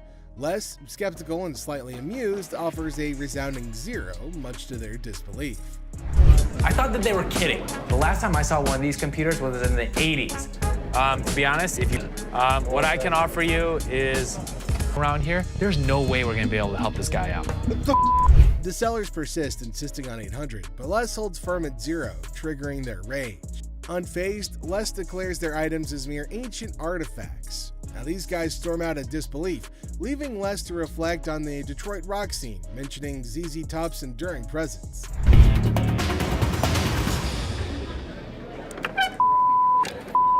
Have a good day. So much. You too. You know, I couldn't. ZZ Top is still in Detroit. And an unexpected twist, an irate man drops and breaks an item. Tempers flare and Les kicks him out, declaring, "Get your ass out of here." Now, their retort is drowned out by Les emphasizing that they're taking care of business. Detroit's toughness showcased in a humorous security job offer. Care of business, baby. So, if you need security job, you come and see us. People in Detroit are tough. She showed them. You people! Wrapping up the chaos, Les confidently asserts that was taking care of business, baby. Now he cheekily invites anyone needing security in Detroit to come their way. The scene ends with Les asserting Detroit's toughness, leaving us all entertained and maybe questioning our own security needs. The seller aims high at $150, but Les offers a mere $10. The seller demands to see the manager, mistaking another employee for one. He refuses Les's crackhead price offer, leading to escalating tension. I can go $10. $10. $10, yeah. The seller refuses to budge until he gets his $150. Threats fly and Les makes Seth, the dealer, greets a man approaching with an earring emergency because his little red Corvette broke down. Classic. Seth, in awe, asks who he is, but the man's response? A mystery. Well, I guess it's time to cue the Prince theme music. Now you're just, it makes sense. Being a I am being a yeah, well, because you know. brought in a fake. The truth hits hard like a guitar riff. It's an imitation earring. Seth throws some shade, calling it imitation Prince. Exactly. Tolerate fake items, bids farewell with a sprinkle of Prince references. The man exits, but the drama's not over yet. Seth senses some mischief brewing. As the man leaves, Seth's parting words, a cheeky purple rain nod. Another day at the pawn shop, folks. Now, if you can't help me, bitch, get someone else that can. Do I need to get loud? What you do that for? Your punk ass home, bitch! Watch your punk ass home! You playing my man? Hey, what that electronics at, man? Let's see what you I ran got. out of gas in the damn parking lot. It doesn't matter how much it costs, man. I just need $150. 30. I want my 150, please. 35. I really don't need nobody. It's just gonna be me. Let's go, bro. Things get heated really quickly. Hey, nah. This man, get off me. Think I'm playing with y'all? They got a little bit Man, put. y'all. I want y'all to help me out, man. Turn right. I just. In this lively scene, Ashley, a pawn shop dealer, encounters a customer seeking to pawn an item. With a comical twist, the customer explains her predicament, having lost all of her money at the casino and now seeking to pawn her car seat, albeit without its base. She hilariously demands assistance, unaware of the impossibility of the situation. Too heavy to carry. I need the base. Ashley is unable to help her. Have to have the base for it. I know how a car seat goes. Can you get someone else? Where's the manager? Me. Do you have a supervisor? Me. So I can't take it in pawn. You Georgia peach looking mother. Now, if you can't help me, bitch, get someone else that can. This customer constantly, persistently pleads for help, emphasizing her dilemma. Now, despite her persistence, Ashley can't comply due to the missing base. The customer's escalating frustration leads to demands for a manager or supervisor, but to no avail. Tensions begin to rise as the customer insults Ashley, resulting in security intervention. To have the base for it. I know how a car seat goes. Can you get someone else? Where's the manager? Me. Do you have a supervisor? Me. So I can't take it in pawn. You Georgia peach looking mother. Now, if you can't help me, bitch, get someone else that can. Need you to take my car seat. Give me my mother car seat. I'm not going nowhere. Let me go!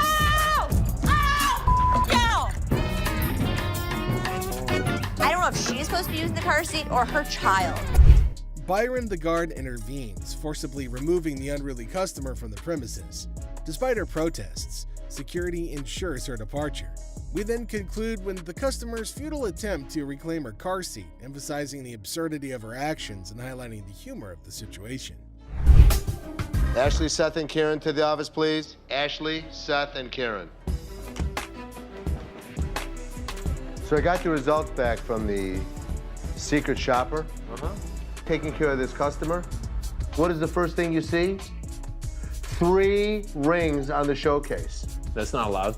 Right. So one item out at a time. Now let's fast forward. Told somebody that you'd come back. I said I'd send somebody over. But nobody ended up coming over. Les, the silver-haired sultan of secondhand, calls his court jesters, Ashley and Seth, to the throne room. Apparently, he had a secret shopper, Ava, visit the pawn shop, and the results were not the best. Ashley and Seth exchange nervous glances, wondering if Les is going to unleash his legendary roar or just some good-natured pawn. That you'd come back. I said I'd send somebody over. But nobody ended up coming over. Now, how about this one? Wait till I show you this. I yawned. In front of a customer? Maybe that happened one time out of like maybe the past 20 years that I've been here. That particular day. Les unleashes his claws. He throws Bobby under the bus for displaying 3 rings at once, a cardinal sin in Lesland. Then he tears into Seth for taking too long to help a customer, accusing him of being slower than a pawnbroker on vacation. Ashley, sensing an opportunity, crosses her arms and silently whispers, "Uh-oh, somebody's feeling the heat." Look at how Linda took care of this person. This would run you $1,700 here. That's the best way to go. Look at how he's showing the television set. In Steve's report. And let me show you who got a 98 out of 100. Karen. Look at the way that she's handling the customer. I'm so happy I was able to help you today. 98. Les shifts his focus, showcasing the shining examples of Linda and JP. Linda, the Diamond 9 diva, expertly appraises a watch, while JP, the tech titan, demonstrates a TV with the enthusiasm of a kid on Christmas morning. Ashley takes a mental note, scribbling, "Be more Linda, less Seth" on her pawn-shaped notepad. 98. The most important thing that we have to offer is customer service. You could learn something from me. A rose near 2 thorns. Les, I'm just doing my job. I'm very proud of you. Les reveals the ultimate scorecard. Karen, the customer service queen, scored a perfect 98. Ashley and Seth slump in their chairs, feeling like yesterday's jewelry. But Les throws Ashley a bone, calling her a rose between 2 thorns. A not-so-subtle dig at Seth. So Ashley puffs at her chest, basking in the rare praise, while Seth silently vows to outshine Karen next time. Is there something you need help with? No, I'm just browsing. Okay, sounds good. Anything catches your eye that you want me to pull out? I was kind of looking at some of these watches. Okay. Something wrong? Yeah, my phone. I just let my... Did you take my phone? On the showcase. In a pawn shop far, far away from common sense, a customer's quest for an invisible phone turns the store into a circus. Imagine a magician's act gone wrong. Now add grumpy customers and confused employees. It's a comedy of errors where the only thing missing is the phone that everybody's looking for. Look, I ain't crazy. Damn it, I just let my phone down. Yo, you better get off because get the manager. You Another customer in the store. You have got to get out. Y'all, please, listen. As chaos reigns supreme, the invisible phone saga transforms into a slapstick showdown. Consider a scene from a stupid action film, but with canes instead of firearms, and insults flying quicker than a swarm of birds. It's like a sitcom on steroids, with each character competing for the title of most absurd performance. I'm out of here, yo.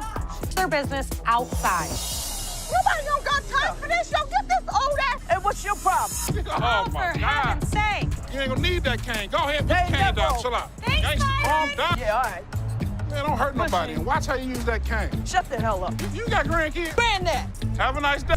Now, as the dust settles, the pawn shop resembles a battlefield of comedic proportions. With tempers cooled, the invisible phone remains the elusive star of this absurd show.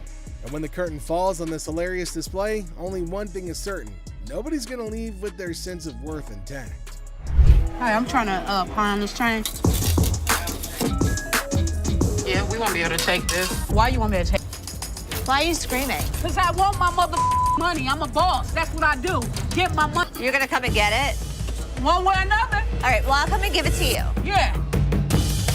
So this guy strolls in all confident, trying to pawn off some chain. He's like, I want $250 for this. But hold up, it's faker than a $3 bill. The drama unfolds as he demands his mother money and threatens to take it by force. Oh man, well, we got ourselves a boss in the making right here. Where's it at? Back up. Okay. First of all, that's not real.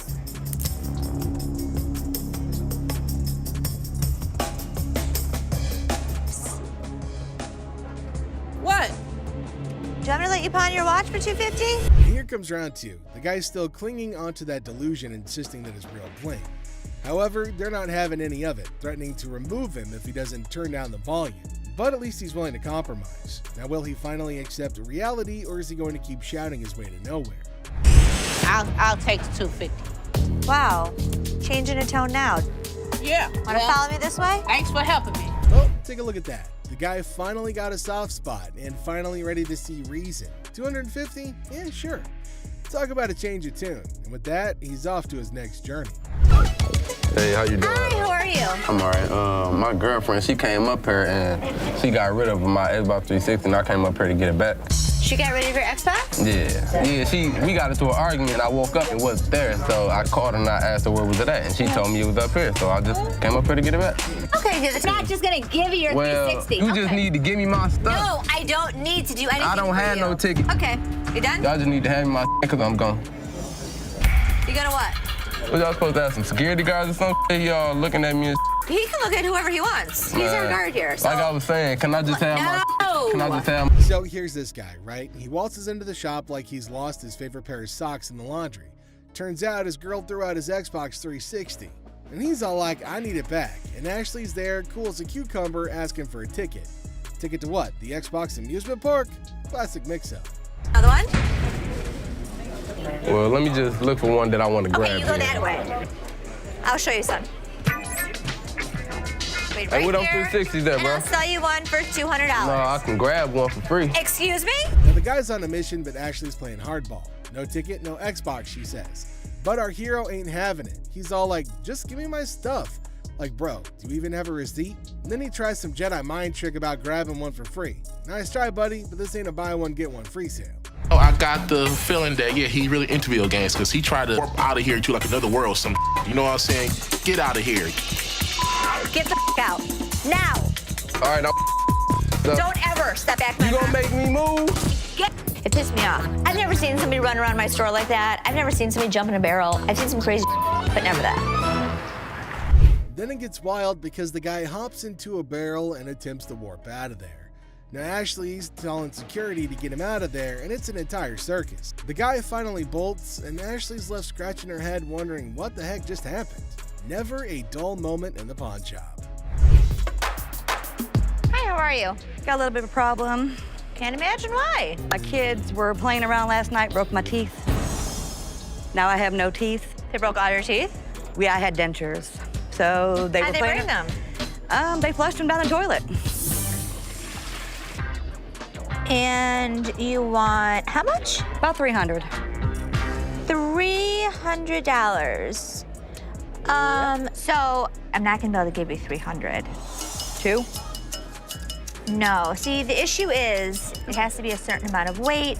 A woman with a smile like a jack-o'-lantern enters, claiming that her mischievous children flushed her dentures down the porcelain plunge. Now she offers a promise ring as collateral, hoping for $300 to buy replacements. Ashley politely informs her that it's more like a $10 promise, triggering a meltdown worthy of a Shakespearean tragedy. It's for me to pay you for the silver. Right, I understand it ain't worth all that, so what can you give me? $10 to buy it. No. I need more than $10. See, I have no teeth. Right, I go so to work I'm not tomorrow. paying you for your But, teeth. okay, well, what the can you do then? The woman launches into a guilt trip that would make even Mother Teresa flinch. Now, Ashley stands firm, offering a measly $10 just to get rid of the verbal hurricane. But oh no, our toothless typhoon isn't satisfied. She throws insults like confetti, calling Ashley names that would make a sailor blush. Takes one to know one, doesn't it? Talk a lot of smart, bitch. I do, and so do you. Keep walking. Now what? I'm here. Now what? I'm here. Keep walking. Bitch, my car's this way. Lucky Ashley didn't knock the teeth out your mouth. Ashley, pushed to her limit, unleashes her inner dragon. The woman, finally defeated, slinks away, muttering threats. Ashley, victorious but slightly singed, sighs. One down, a million more to go. Hello. How are you? I'm fine. How are you? I like your nail polish colors. Thank you. What do we got here? A laptop? Laptop. You type in your password? What brings you in today? I just want to pound it in so I can give my sister some money. All right, I can do 150, and that's what I can do. Okay, can you do 165 or not? I can do 150. Okay, I know what, I ain't got time. Ashley greets the woman with nail polish flair. But oh boy, we got an issue. This is a laptop fiasco. Now she's trying to get cash for her sister's birthday bash, but the password's playing hide and seek. Now she's clueless, and Ashley's like, try again. But it's like asking a goldfish to play chess. Negotiations start to begin, or do they? I ain't got time for this. I'm here to help you. Okay, well, you have a really, really bad attitude. It's like you don't like your job. If you don't like your job, you shouldn't work here, sweetheart. I'm sorry, you really shouldn't. I haven't even talked. I said I could go 150. The way you treat your customers is so disrespectful. I actually asked It's so disrespectful. Well, I'm sorry. I told you, I can't take 150. You know it's disrespectful? Learn how to talk. Learn how to talk. Learn how to talk. Have a good day. You were too silly. So are you. Don't touch my stuff. You were so silly. If you want me to... It's a bargain battle royale. Now the woman wants $165, but Ashley's all like, I'll give you $150, and it's a standoff. Then, boom, attitude explosion. The woman's throwing verbal haymakers like it's a boxing match. Ashley's like, hold up, honey, don't sass the cashier. But the woman's not backing down, even if it means storming out in a huff. Want me to help you? Your worst mistake is to tell me off. I could take my business somewhere else. Are you a lady or are you a baby? Excuse me, sweetheart. About it. I'm running the next store. You think you're really gonna be able to handle that? I did this one. I did all the heavy lifting with him. Give him. You coming to the door like you gonna do something? Goodbye, ma'am. You need to go. You don't know me, bitch. You looking at me like you want to do something? Do something. We give folks of all kind, happy, sad. Bye. Bye. What more can we do, you know? Walk away with a smile. Talk about a grand finale, folks. The woman's on her way out, but not without some parting shots. Now she's throwing shade like it's confetti, calling everyone out like it's a reality TV showdown. But in the end, it's all smiles for Ashley and her crew as they bid adieu to the drama and welcome the next wacky adventure in the pawn shop saga. In the end, Robert storms out, swearing never to return like some kind of reality TV diva. Classic entertainment, folks. You couldn't make any of this up if you tried. You looking at, mother? Get the off me. Hey, what the you look? I need my $20. $100. No, little mama, calm down. You won't believe how much this customer did when he couldn't take in the truth. Get the out of here, man. Get the out of here. Why are you standing behind me? It's a bright and sunny day at the pawn shop, but hold on to your hats because we're in for a wild ride. This cool and laid-back Albanian dude strolls in with a bunch of ancient comic books. When I say cool, I mean it. Like, look at this. Les. Ganti, how you doing? What's your name? Ganti. Genti? Yeah. Where are you from? He's got dollar signs in his eyes, thinking they're worth a fortune. But is he in for a surprise or what? Les and Ashley, the shop owners, give them their usual warm welcome. The customer proudly showcases his prized comics, claiming they're from the groovy 70s and in mint condition. He's even bold enough to demand a whopping $2,000 for the lot. What? They are shocked. How much did you want for him? I was looking around 2,000, man. $2,000? But our savvy Ashley ain't falling for it. She spots the bent corners and unimpressive preservation, grilling the customer about their sorry state. Poor fella, he's speechless. Didn't see that coming, did he? Do you see the edges? That's just one of them. Come on. No, actually, that's all. Ashley cuts straight to the chase and offers a jaw-dropping $5 for the entire stack. Yep, you heard it right. A gigantic drop from his lofty $2,000 expectation. Naturally, our customer isn't happy with the lowball and tries to haggle. But kudos to Ashley and Les. They hold their ground, eventually nudging the price up to a massive $6. Come on, you guys just work with me a little bit. Give me something, you know what I mean? 6? And that's when things go from zero to chaos. Our previously calm customer suddenly loses it, accusing the shop of playing mind games. Leslie tries to calm him down, reassuring him they're not joking around. But no, he won't take their word for it. He insists on verifying the authenticity of the comics, and Ashley's response takes him to new levels of shock. From the 1970s. So am I. I don't go where you. Oh boy, buckle up, because it's all downhill from here. The customer starts swearing up a storm, slamming the table like a man possessed. He's convinced he's being duped, and boy is he fuming. Like you're playing me right now, because I know this is worth way more than $6. The situation gets so out of hand that a burly bodyguard has to step in and escort him out. But wait, there's more. Right before leaving, he pulls a move that really ticks off another customer. Talk about adding fuel to the fire. Get the off me. Hey, what the you look? Come here. Next thing you know, we're witnessing an impromptu street brawl right inside the shop. These two customers throw punches like they're in a heavyweight championship match. And let me tell you, it's a hilarious sight to behold. Someone fuck me. You little bitch. Eventually, the bodyguards swoop in like superheroes and drag both fighters out. Man, talk about a show. After the dust settles, our Albanian friend tries to save face with a final quip. I'm Albanian, baby! Well, my friend, you certainly lived up to that fiery reputation of yours. What a roller coaster of a pawn shop experience, folks. Next up, just another regular day at the pawn shop. People coming and going. Some happy, some not so much. Hold on, bro. Hold on. Let me prove my point. Now here's a guy who walks in hoping to get a loan of $100 for his gold chain. And you know what? The receptionist happily agrees. Loan approved, right? How much would you like? $100. Okay. I can do the $100. Well, hold your horses, because this is where things go haywire. This customer seems all polite and even hands over his ID for verification. But then he brings up this 20% business, as it's written on the sign right there. The receptionist is completely lost, and the customer starts explaining how he should get 20% added to the $100 loan, making it $120. With my 20%, right? What 20%, sir? The sign right here says I get 20%. But the poor receptionist has no clue what he's talking about. Politeness goes out the window, folks. The man's anger instantly flares up when he realizes the receptionist is clueless. He asks her if she's ever seen the sign in her life, and boy does he point it out right in front of the shop. Talk about intense. Sir, I don't know what you're talking about. Is you serious? Yes, sir. Ma'am, you ain't never seen the sign? Now, this angry customer won't let it go. His voice keeps getting louder, drawing everyone's attention in the shop. I'm supposed to get 20%. You said you were gonna give me 100. I get 20% of 100. We see as the bodyguard's on alert, and even Seth, the boss, steps out of his office to see what the commotion is all about. The man keeps angrily repeating that he's supposed to get that 20% with $100. When the receptionist refuses to budge, he demands to see the manager. Seth steps up and asks the customer to read the sign again. He patiently explains what it actually means. At another pawn shop, bring me in the ticket, and when you take it out of that pawn shop, I'll give you 20. But does our furious customer listen? No way.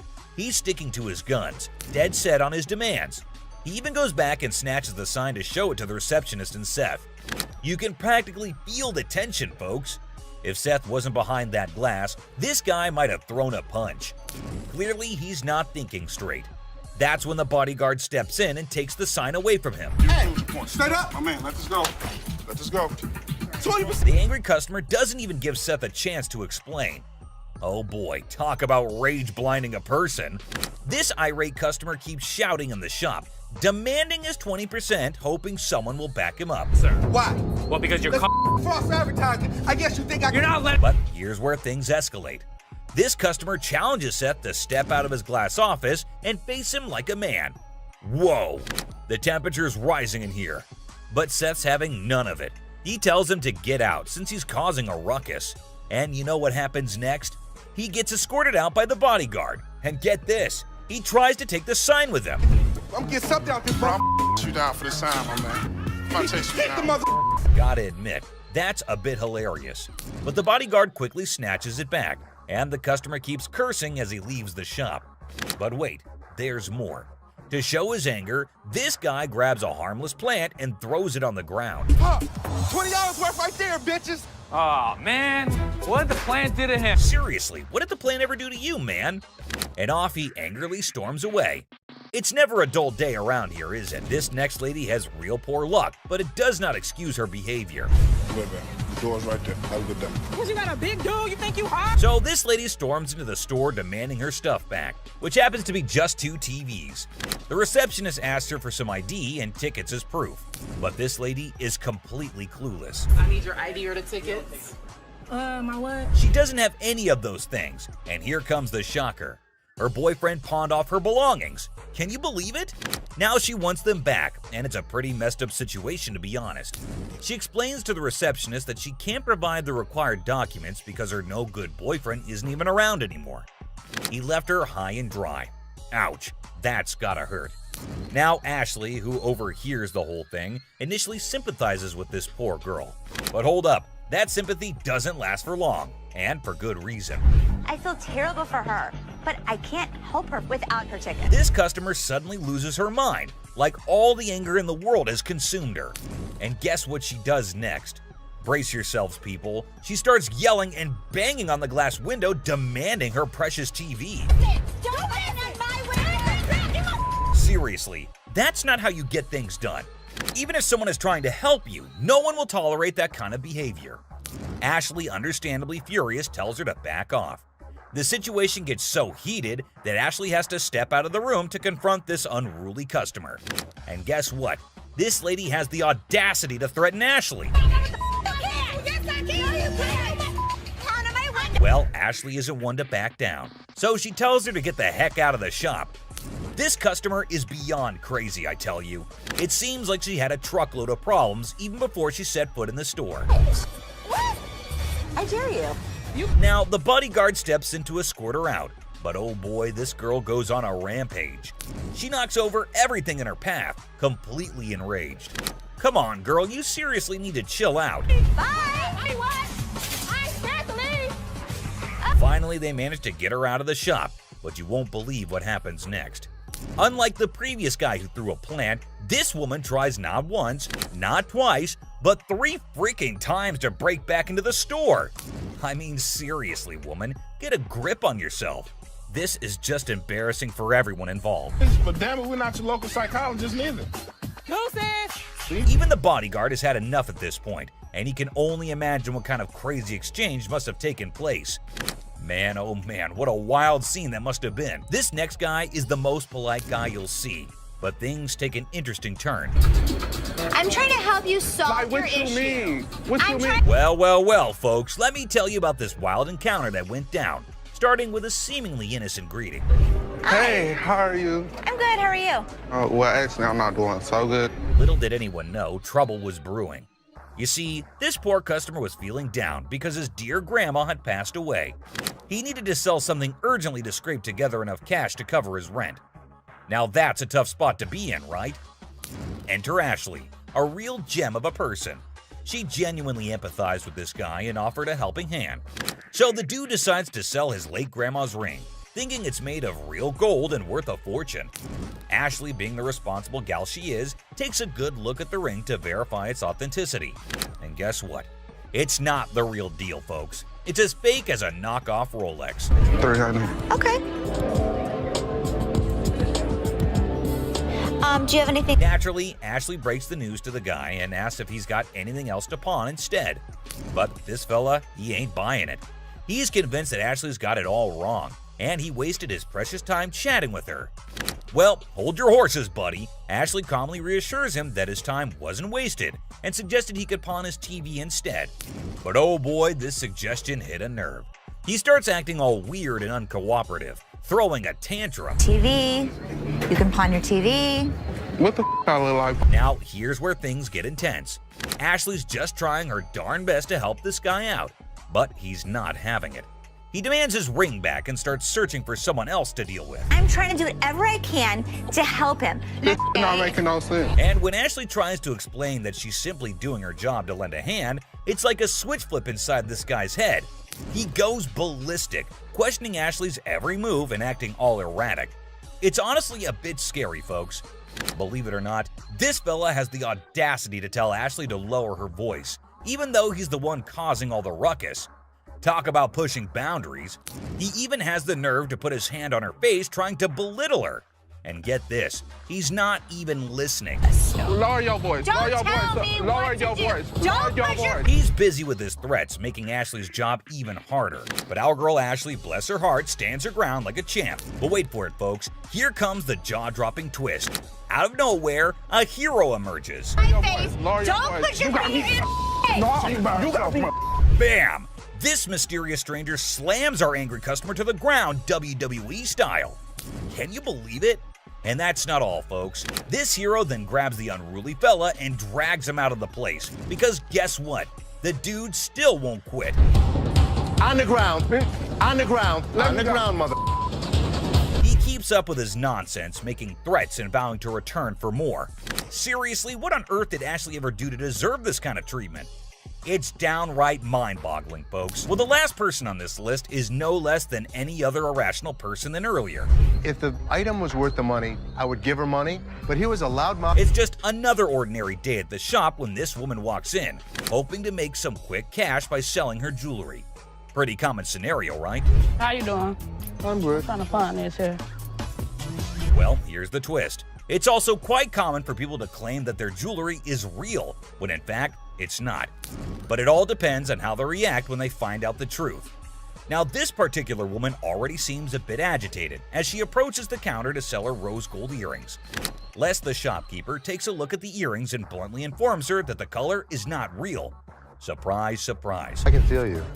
Okay, so what's up? They're not real. The woman didn't see that coming. Les goes on to explain why the color is faded, indicating that the earrings are not made of real gold. Now, you'd expect her to accept the reality and move on, right? Nope, not this lady. Instead, she comes up with a lame response like, well, duh, that's because it's rose gold.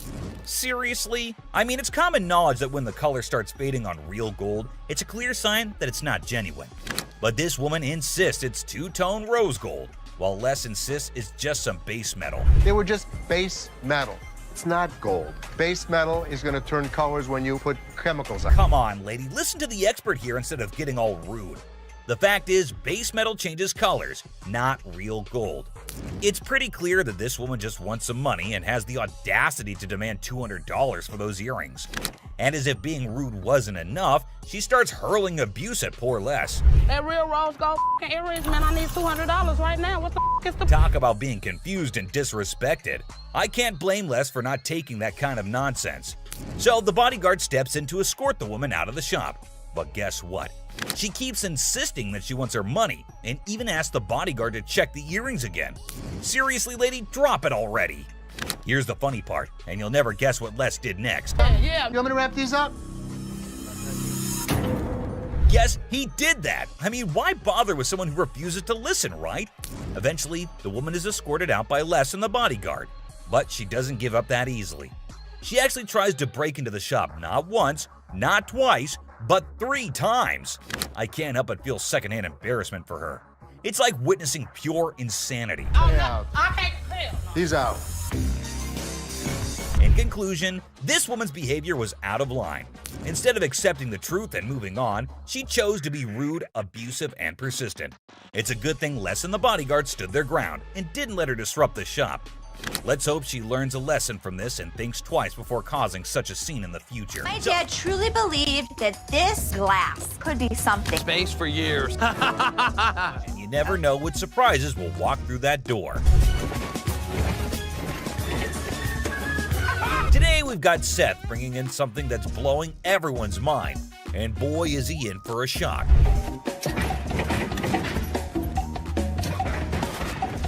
Our friend Penny rolls in with a rare 83 T-top cutlass, lowrider frames, and a fully customized beauty. Whoa, whoa, whoa! This is the stuff dreams are made of. These babies are like finding a needle in a haystack these days, and you can see Seth's eyes light up with excitement. Easy there, Seth, don't get too carried away. We see all types of old cars come through the store. Does it do the four-wheel hop? It could if you wanted it to. This amazing car is decked out with 4 switches and can hop up to 72 inches in the front. And guess what? If you're up for it, it can even do a 4-wheel hop. Talk about a versatile ride. If you wanted to, it's equipped to. But it's very rare we see a tricked out car that actually jumps off the ground. This car is the real deal, folks. It's got all the bells and whistles you could imagine. How often do you come across a fully equipped ride like this? Seth can't help but admit that it's incredibly rare to see a car that's not only fully customized, but can also jump off the ground. He can't resist showing off, telling us about the car's 4 hydraulic pumps and a whopping 14 deep cycle batteries. More batteries mean more power, right? Seth and his buddy can't resist the temptation to hop in and experience it firsthand. And let me tell you, they are having a blast.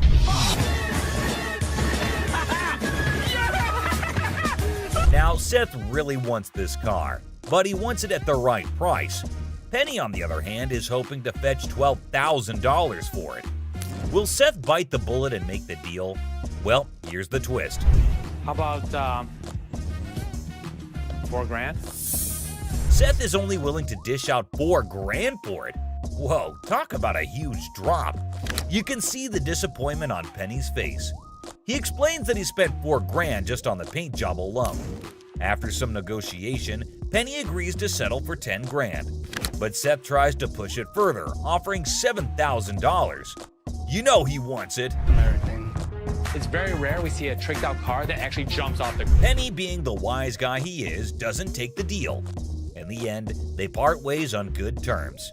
Well, folks, let's hope Penny finds another buyer who's willing to meet his price for this fully customized car. It's always a thrill to see unique items like this in the pawn shop. And who knows what will come through those doors next. Stay tuned for more pawn shop adventures. But here comes another gem-filled day at Les's pawn shop. We have a woman who's brought in some stones she discovered at her late grandmother's house. Her goal? To gather enough cash to cover her dear grandma's funeral expenses. Poor thing, she's not quite sure about the value of these stones and is expecting to receive a modest sum for them. Younger. How much did you want for these? Anything would help, like $50 or $100. Enter Ashley, who wants to assist but has serious doubts about the authenticity of these gems. Who knows what other surprises await us in the future? Stay tuned, folks, because the adventure at Les's pawn shop is far from over. Hold on to your seats because this next guy is about to unleash some of the rarest goodies on the market. 5, 6. Brace yourselves, space geeks, because this is gonna blow your mind. So this guy rolls up with a bunch of crates, and let me tell you, the anticipation is real. We got a couple things. I have some Star Trek things, and I also have things from NASA. He's got some seriously cool stuff from the Star Trek universe, and even NASA. I mean, come on, that's pretty awesome. It's clear that this dude is a space enthusiast through and through, and his collection is off the charts. Honestly, it's a total flex. Like seriously, you gotta take a look at this thing.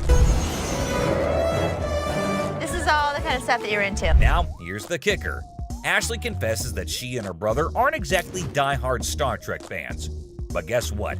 Every time they get anything Star Trek related in their shop, it flies off the shelves. I'm not a Trekkie girl, my brother's not a Trekkie guy, but when we get Star Trek stuff in here, it flies off. Talk about a lucky break, huh? This guy managed to gather all these valuable items from various Star Trek conventions across the country, thanks to his gig as a truck driver. Talk about dedication to the cause. But wait, it gets even better. He pulls out this kit from Paramount Studios, which is a seriously impressive piece in his collection. To give to radio station to run ads for the show. And it's an authentic set that was sent to a TV executive when Deep Space Nine first hit the screens. Now that's some next level stuff right there. You can't help but appreciate the sheer coolness of it all. Here's the catch though. All this awesomeness comes at a price, and Seth, our shop owner, is taken aback by the asking price. This was $1,000? Yes. Wow. $1,000? Yes. Why? Why is that so Because much it's custom built and it all lights up and works. The guy wants a whopping $1,200 for everything, unless ever the savvy negotiator tries to bring it down to $700. It seems like a stalemate, but Fear not, because Ashley steps in with her clever thinking. After some intense back and forth, Ashley manages to strike a deal. 7,800. She works her magic and secures all these incredible items for just $800. Can you believe it? Talk about a happy ending. Everyone walks away satisfied. The customer gets a fair price, and our shop owners have some killer new additions to their inventory. Who knew that a truck driver with a passion for Star Trek could bring so much excitement to our little shop? It just goes to show you never know what surprises are waiting around the corner. I kid you not. This next guy just pulled up with a true gem. Checker taxi cab. I don't know about the original miles. Meter still. Can you even fathom it? It's none other than a 1982 checkered cab. Whoa, now that's what I call antique. Take a gander at this beauty. It's in remarkable condition. It's evident that the owner showered this car with lots of love and care. Kudos to him. Did you call for a cab? Did you call for a cab? Now, hold on to your hats because there's more to this story. Our daring duo, Les and Seth, decided to peek under the hood. Lo and behold, their jaws dropped. Look at that thing purr. Don't you lose money because you get there quicker? And it all goes... The engine looks splendid, almost brand new. How cool is that? But wait, there's a fascinating tidbit about this cab. Back in the day, they used to write the rates right on the taxi door itself. Talk about genius. This way, the rates were fixed, making it easier to attract customers. It's a shame we don't see this kind of thoughtful detail nowadays. The door. Did you see the rates on the door? Yeah, I did. The shut up one is one I like. And guess what? This car enthusiast doesn't just have one of these incredible cabs, but a whopping total of 4. 4, my friends! And out of all his prized possessions, he decided to part ways with one and sell it to this very pawn shop. As long as the price is right and it's in good condition, we can make a profit. Boy, oh boy, Les and Seth should count their lucky stars. Now brace yourselves for the asking price. This customer is seeking a jaw-dropping $10,000. Can you believe it? Les, being the inquisitive one, questions the reason behind such a hefty sum for what seems to be a mere antique car. Sensibly, Seth suggests that the customer take the car for a spin, just to ensure everything is running smoothly. Perhaps then they'll be able to negotiate a fair price. Good thinking, Seth.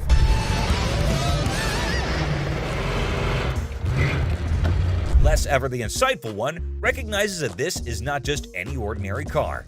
It's a masterpiece, a truly unique item. Plus, considering its excellent condition, they can actually turn a profit from it. However, much to their disappointment, the customer refuses to budge below $8,500. Sadly, no deal can be made today. Nonetheless, Les wishes him luck, and we join him in hoping that the right buyer comes along for this exceptional ride.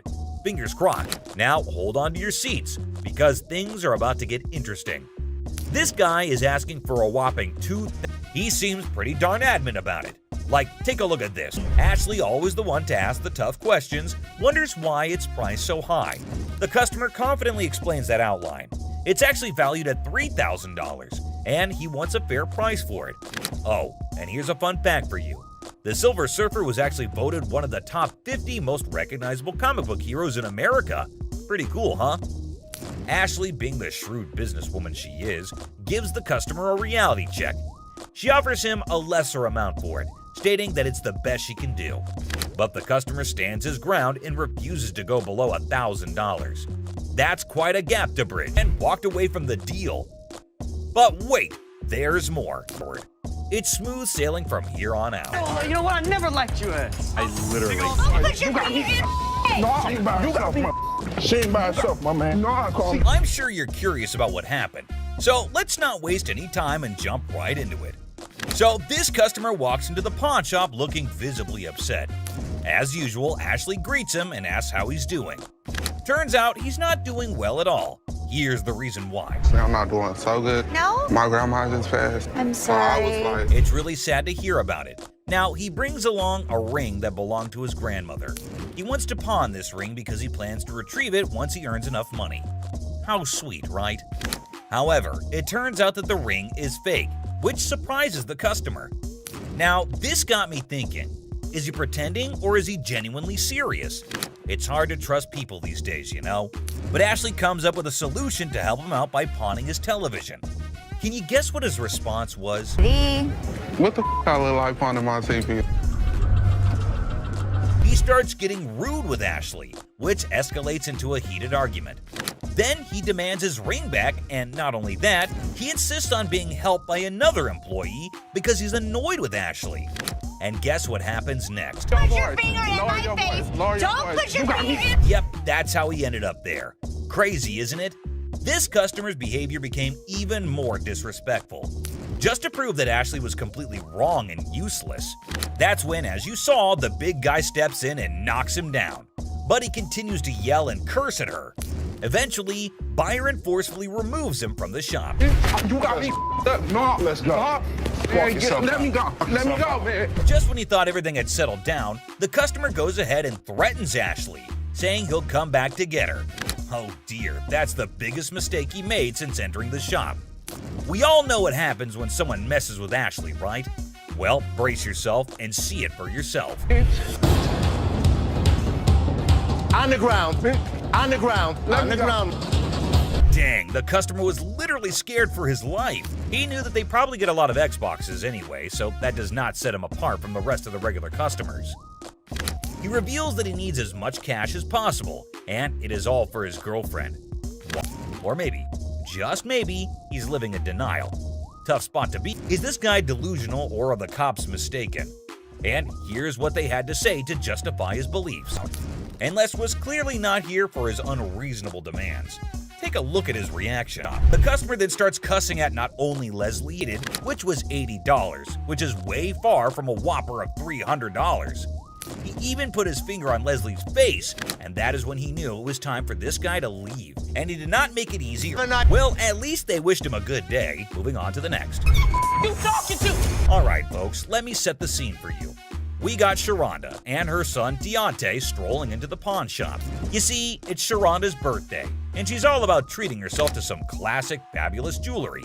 She's pumped, she's excited, she's ready to sparkle. But hold up, here comes Deontay acting like he couldn't care less. This kid's got an attitude and thinks he knows it all. He's annoying both his mom and Seth, the helpful employee trying to assist Sharonda in finding that perfect piece. He kept saying that it would be cheaper at a regular jewelry store, when in fact, it was way cheaper here at the pawn store. Clearly, he did not understand the concept of it. And get this, he paid $500 for it. Alright guys, brace yourselves for the next chapter in Sharonda's jewelry adventure. Sure, because it is her birthday, and she is allowed to pick out whatever she likes, and he definitely does not get any say in this. Seth comes to her defense too, and tells the son that it's her birthday and her money, so she gets to make her choice, only to discover that they're as fake as a $3 bill. And let me tell you, he is not a happy camper. Poor Seth, the pawn shop employee, gets hit with some seriously rude behavior, and almost all the time, it is useless junk. Michael did not react well to being accused of this though, because he went off on the employee. The whole shop notices his angry rants, and very quickly the bouncers come to take him away before he causes any more of a ruckus than he already had. And finally down to the #1 worst customer. He walks in and notices a table and immediately just announces to no one in particular that somebody needed to come to help him out with it. That's really not a nice way to ask, jeez. Take a look at how he was behaving. He was being very crude, and Ashley notices his presence there very quickly, especially considering how loud he was being. He again keeps shouting for someone to come help him, and then you won't believe this. But here's the twist. Most of those nasty remarks are aimed right at Ashley herself, and when she tries to reply, he says something completely horrible that caught everyone's attention. But he's not having it.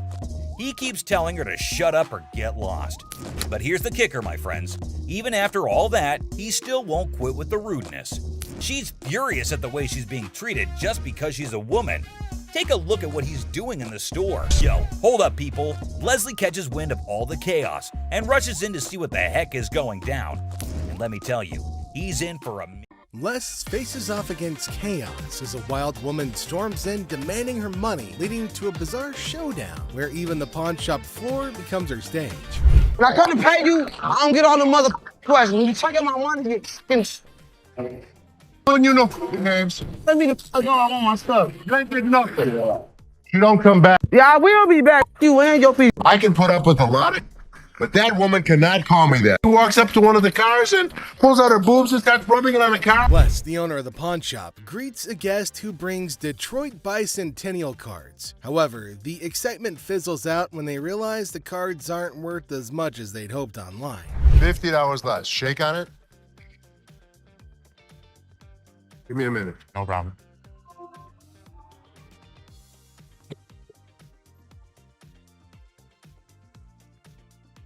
Got an ad you can show me? Oh, mommy, the food. Les Gold faces off with a cheerful, plump customer aiming to sell a watch for his wife's anniversary. Les, ever witty, discovers it's their anniversary too. The old man deadpans 25 years, prompting Les to hilariously inquire, "How many happy years, man?" Laughter ensues in this pawn shop comedy. Having your day. Ooh. Have a nice day. Food.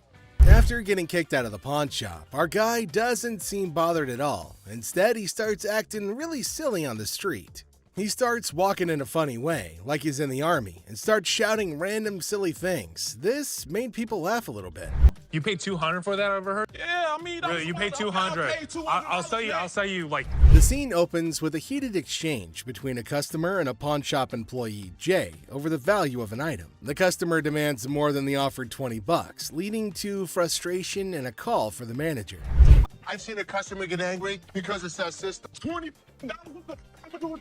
The customer gets angrier and wants to talk to the boss. The boss comes out, but he doesn't want to. He still says the item's only worth $20. This makes the situation even more intense. Well, is that something new? Your system does that. Works. Things get worse as the customer gets angrier, using foul language and insisting on more money. The manager stays calm, but's upset with how things are handled and worries if his staff can deal with these kinds of situations. I had to deal with more than I should have today. Seth, the owner asserts his authority, declaring that until the staff proves themselves capable, he'll remain in charge. He admonishes the employees for their handling of the situation and the inefficiencies within the store. At the end, the boss thinks about what happened today. He's not sure if his workers are ready for more responsibility. He's upset about the problems in the store. The pricing owner engages in conversation with Les, discussing his new responsibility of pricing items for sale.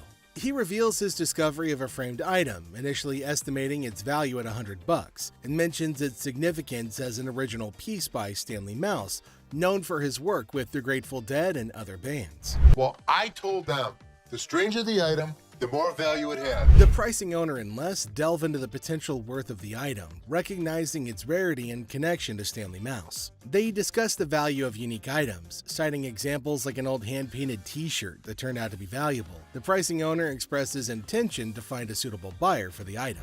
Rich, the potential buyer, presents the original Stanley Mouse painting to the pricing owner. They discuss its uniqueness and negotiate the price, ultimately settling on $2,200 after initial suggestions of $3,000. The pricing owner acknowledges the rarity of the piece and agrees to the deal. They also thank Rich for helping make it happen.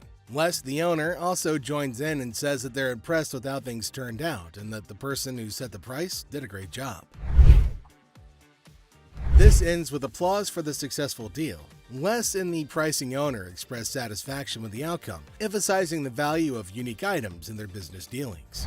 Well, obviously it's for a nonprofit, so it's much sweet. Seth, a wrestling fan, expresses excitement upon encountering Lex Luger in the store. Lex Luger and his team mention their aim to raise money for a nonprofit called the World Wrestling Outreach. Lex Luger shares his wrestling history, mentioning his achievements as a 3-time world champion, and selling the special item.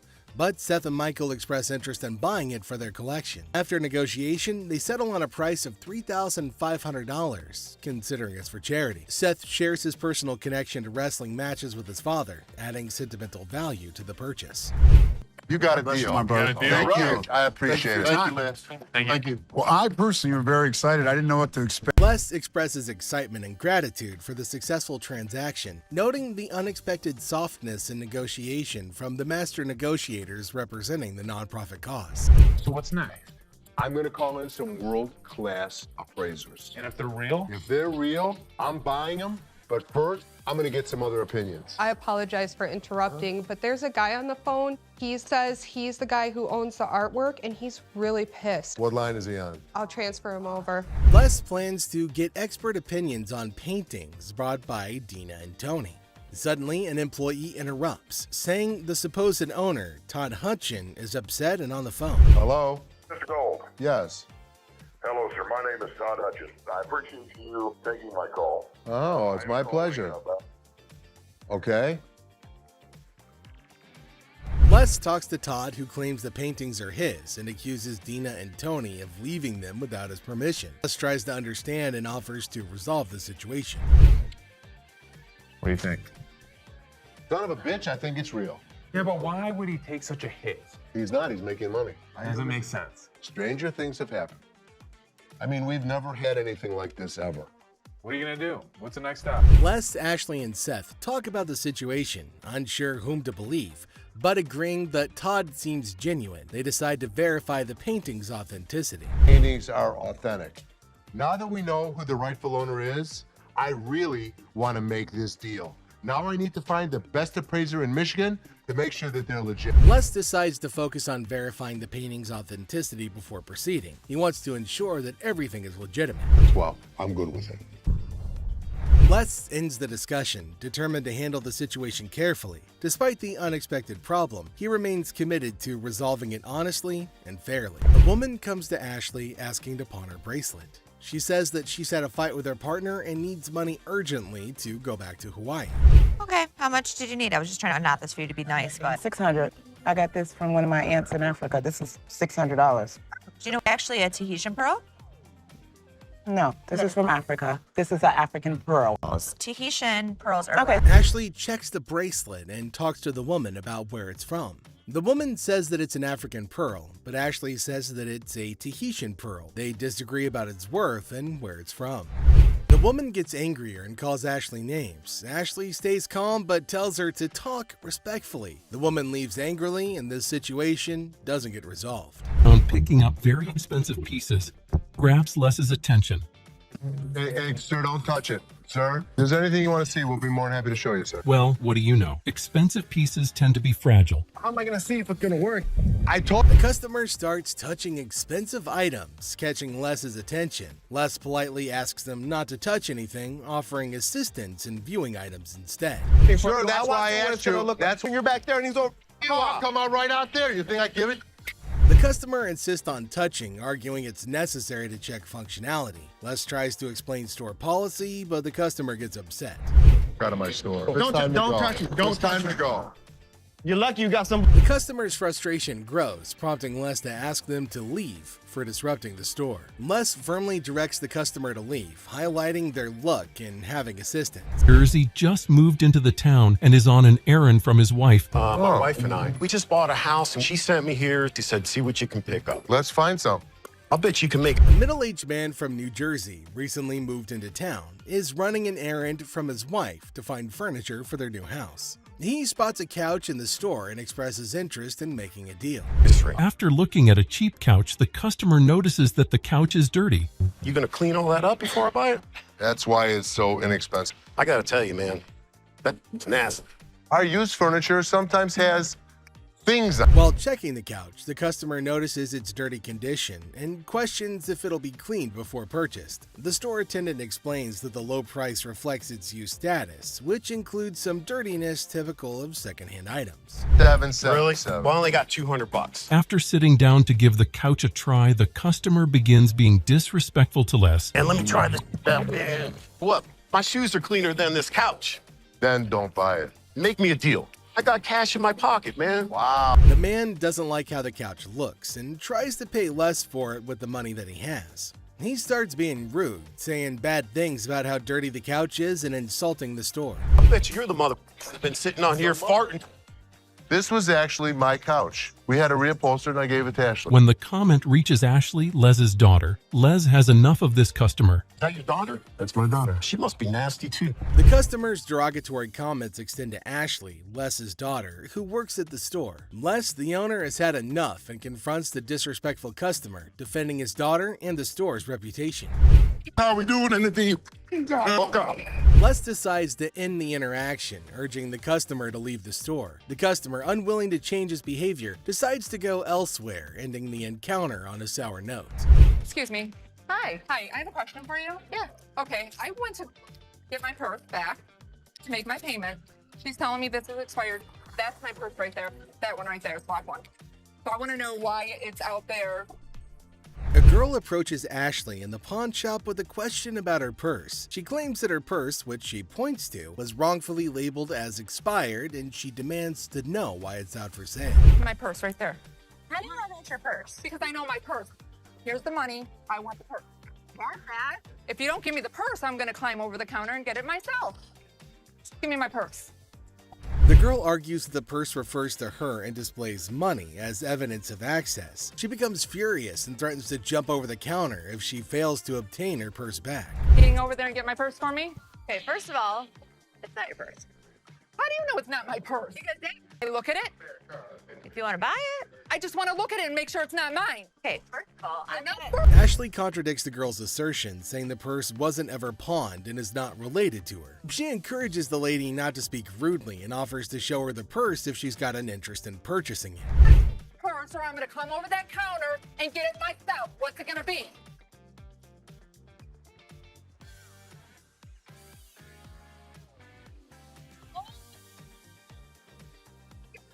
The situation increases rapidly as the girl becomes more aggressive, threatening physical action to reclaim her purse.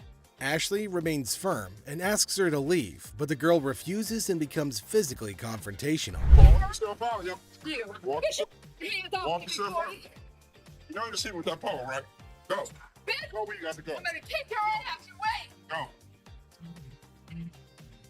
You. Ashley insists that the girl leaves and calls for assistance to remove her from the premises. The encounter ends with the girl being escorted out of the shop, but not before she makes further threats. Doing good, man. The guys usually just call me down here anytime they get anything with strings on it and they need. The person expresses their willingness to help whenever there are items with strings that need appraisal, indicating their expertise in valuing such items. I don't believe I'm holding this in my hands.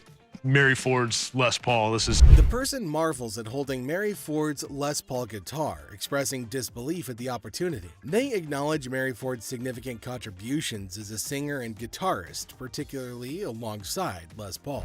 Every hit that Les Paul had as a musician, pretty much, she was there with him. She was a singer. She could go note for note with it.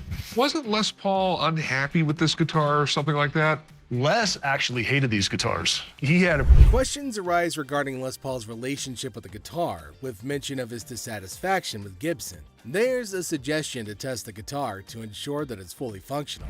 Gibson. We should probably plug it in and make sure everything works. So you want to play it? Yeah, I want to play it.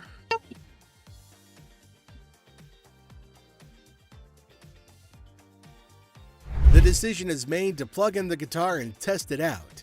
And after testing, it's confirmed that the guitar works perfectly, eliciting satisfaction and relief.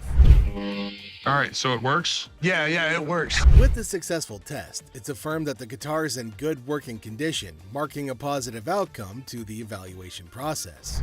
I was coming to pawn my ring because I have to. Les attends to a customer who urgently needs money to pay her rent. She hopes to pawn her ring for some quick cash. Les examines the ring closely to confirm its authenticity, which seems to upset the customer. She points out features of the ring to prove that it's genuine. How do I know? All you have to do is look at the holes in the back. Okay, how much did you want, man? $200. $80. After the very weird episode, Les makes the lady an offer which doesn't sleep well with her. I'm not just about to let you have this for. The customer requests $200 for the ring, but Les offers only $80, mentioning how much he thinks that it's worth. Buying it, you're just pawning it. The woman demands Les give her what she came for. Unfortunately for her, the customer rejects Les's offer, stating that she paid $500 for the ring and insists on a higher amount. However, Les remains firm at his valuation. There you go. Yeah, I want to pawn it. Okay. So you gonna give me $200 or not? Done. Les almost gets a hit to the face when he refuses the violent customer, an action that serves as the last straw before she got kicked out. Les repeats his offer, leaning into a tense moment where the customer becomes aggressive. Ultimately, Les decides to eject her from the shop ending the encounter. You guys seen the 32 Roadster? I haven't seen it, son. Someone probably stole it. It was parked in the warehouse. How could someone steal it? A high-tech thief could get into this warehouse easy. Rick becomes anxious when he learns that Corey took the expensive 32 Roadster to the gym, fearing potential damage to the valuable merchandise. Have you guys seen the 32 Roadster? I haven't seen it, son. Someone probably stole it. It was parked in the warehouse. How could someone steal it? A high-tech thief could get into this warehouse easy. All you have to do is cut a hole in the roof and lift it out with a helicopter. To pick the lock. And the conversation shifts to the possibility of the Roadster being stolen, with various theories proposed, including high-tech theft methods like using helicopters or hacking into security systems. Roadster around? I'm not driving it around. I just took it to the gym. That's driving it around. The thing is in perfect condition. What if you wreck it? What if you ding it? What if you scratch it? I'm not an idiot.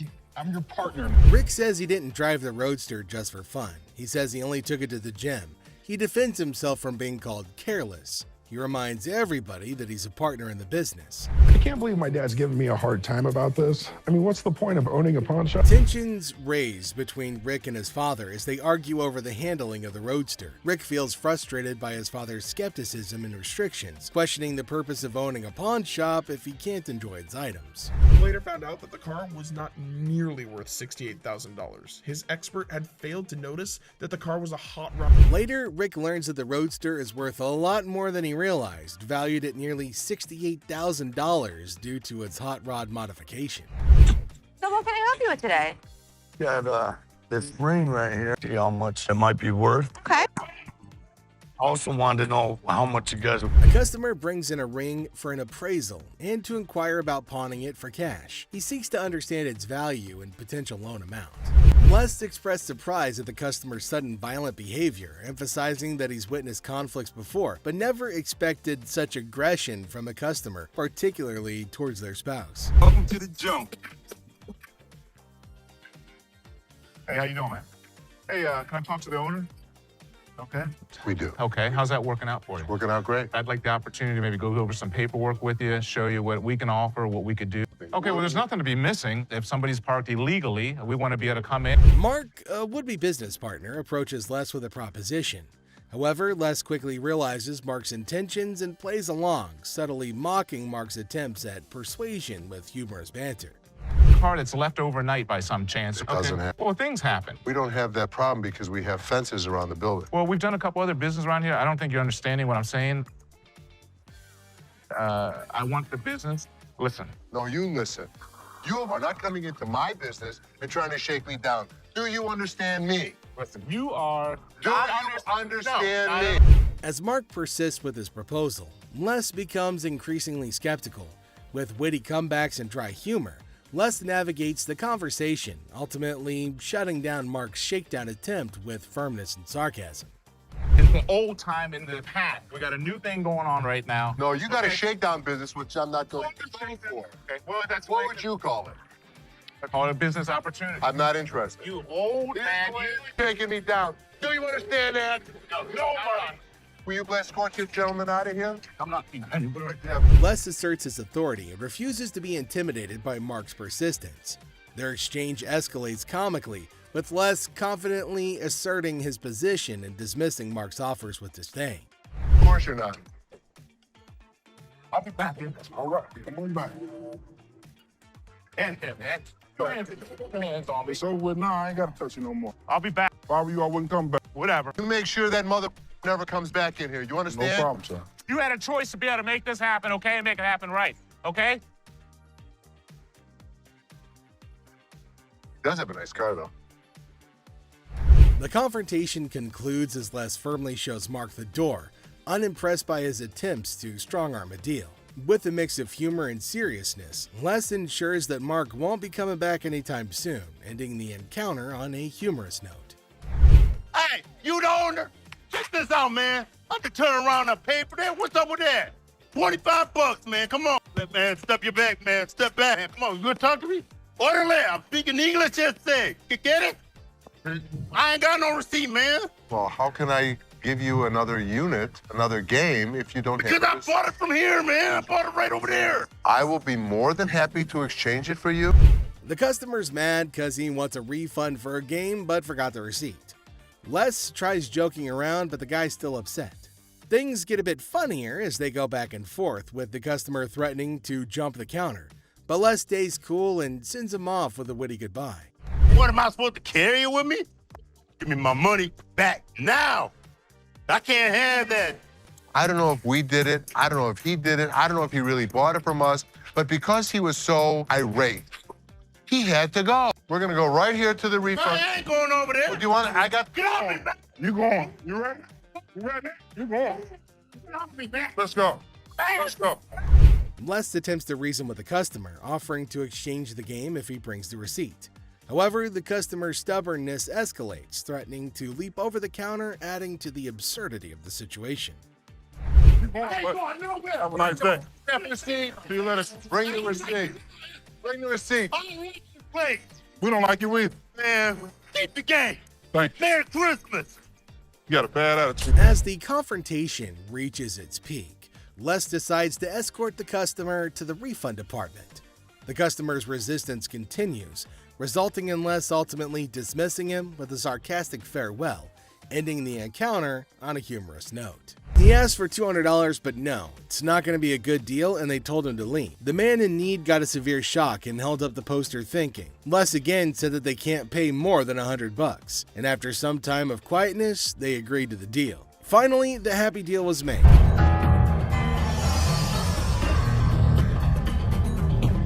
This is the guy? Right there. Here they come again.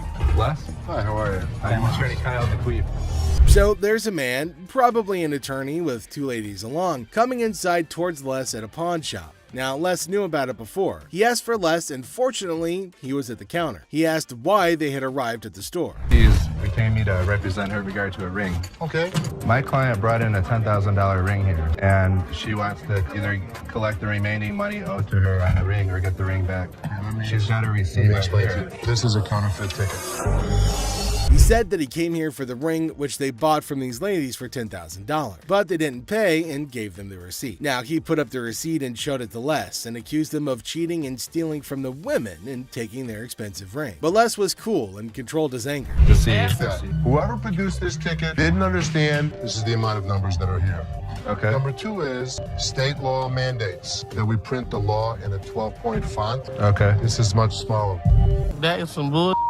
It may be bull, but that's the truth. I don't know how I got mixed up, but there's the game-changing point. Les, after listening to him, explained that he will reveal the truth now by showing the real receipt that they had. He went and came back with real receipts that they've been giving to the customers. There, he spotted major differences. He notified him of the major changes in the receipt that he brought. The man looked rather weak and stunned in response. printing wrong or whatever, but this is the ticket he got from here. He didn't get it from here. He didn't get it from here. So now we just liars and we just come I'm not saying that you are. So you trying to say my son a liar? I wish I had better news for you, but... That's bull. That's bull. The numbers don't match up. The paper stock doesn't match up. This is a fake. Now you side with them. You're not representing us. If I don't get my ring or my money from them, how you gonna get paid? The attorney turned to the women, but oh my god, they're still accusing Les of having given them the wrong receipt and asking the attorney to take the money from Les. The man, being down on himself as you can see, argued with. The man showed the evidence to the ladies and told them that they were having the wrong receipt, but they continued to argue. The ticket, how about that? No, I don't believe that the store gave you this ticket. Nah, well, I don't believe you a real attorney. We ain't got it right. This bull. Somebody better give me my money. He's my attorney. You, him, security. Have a nice day. Nah, you got me, bitch. Sorry, young man. The ladies started harassing both of them and started using personal attacks. They were all arguing amongst themselves. Pretty crazy. The attorney went back as he can't do anything for the ladies. How are you? I'm doing okay. What can I help you with? Either trying to get a loan on it or you guys can buy it. Trying to sell it for maybe like $150. $50. Why is it $50? The certificate and everything is in there. And the bag costs actually way more than that. Well, if you can tell, it's actually stained. Okay. All through here. I'm trying to sell it for $150 or get a loan for $75 instead of the $50. Yeah, I wasn't interested in more than 50. If you know purses, then you know the. As our unsuspecting customer strolls into the kitchen at Chaos, little does she know what's cooking today. Ashley, patiently bracing herself for another round of absurdity, politely inquires about what the customer's looking to offload. The girl, blissfully unaware of the purse's actual value, confidently suggests a price that's almost a steal. It costs way more than that. Okay, but I'm not going to pay you for the amount that you think it's worth because it's stained. This is not one of the newer ones. This is not this season. I know about purses. It was torn. It was stained. It's not even the last season's bag. The thing is old. But you still willing to buy for $50 though, so if it wasn't worth. And now the plot thickens. The lady asserts that if Ashley truly understood purses, she'd gladly accept the offered amount. However, Ashley, standing firm in her claim that the purse is torn and not worth more than $50, creates a hilarious clash of valuation difference. You even say $50. So they didn't say it wasn't worth. Can I talk to somebody else? I don't want to talk to your pepperoni looking ass. Can I get somebody? My pepperoni looking at. Pepperoni ass? I don't even know what that means. She take a look at her own ass? Can I get somebody else to talk to? It don't even matter. I don't have to talk to you. And I don't talk to you either, so why don't you go home? Leave Can our I store. talk to somebody else? Why do I have to talk to you? Because You I'm the disrespectful. manager. I'm disrespectful and you call me a pepperoni ass? Ugly ass bitch. F you. And it's time to cue the drama. Ashley throws out the bold figure of $50, and it hits the customer like a curveball she wasn't ready for. Feeling the heat, our lady teeters on the edge of diplomacy and blurts out the unforgettable line. She labels Ashley a pepperoni ass and decides that she'd rather chat with anyone but her. Talk about spicing up negotiations. 3 males walked into a pawn shop. One of the suspects stood at the door as a lookout while the other 2 suspects walked directly over to the display cases. So, like, these 3 guys roll into the pawn shop, just casually strolling in. The other 2 guys, they head straight to the fancy display cases. It's all got suspicious vibes. And then, bam! One of them whips out a sledgehammer and starts smashing the glass. Things are starting to get pretty wild. At some point, a customer from the place is seen leaving calmly while the lookout tells her to hurry up. The suspects appeared to be wearing heavy-duty gloves in order. At one moment, a person from the shop strolls out all calm, and someone's keeping an eye on her, urging her to speed up. The people thought to be involved seem to have on these tough gloves, maybe so they don't get any cuts. Not to get cut while removing the glass from the cases. Both suspects placed the jewelry and many other valuables in the bags. So when they took off the glass from the cases, both of them put the jewelry and lots of other valuable stuff into bags. After that, they hightailed it out of the store in a black Mercury marquee. Case at? Where the case at? Where is it at? Where you put them on? The guy storms into the pawn shop all worked up and starts shouting about a missing case. He's demanding to know where it is, and he appears to be accusing the staff of removing it. The feeling of stress in the air is increasing, and it's obvious that something is wrong. You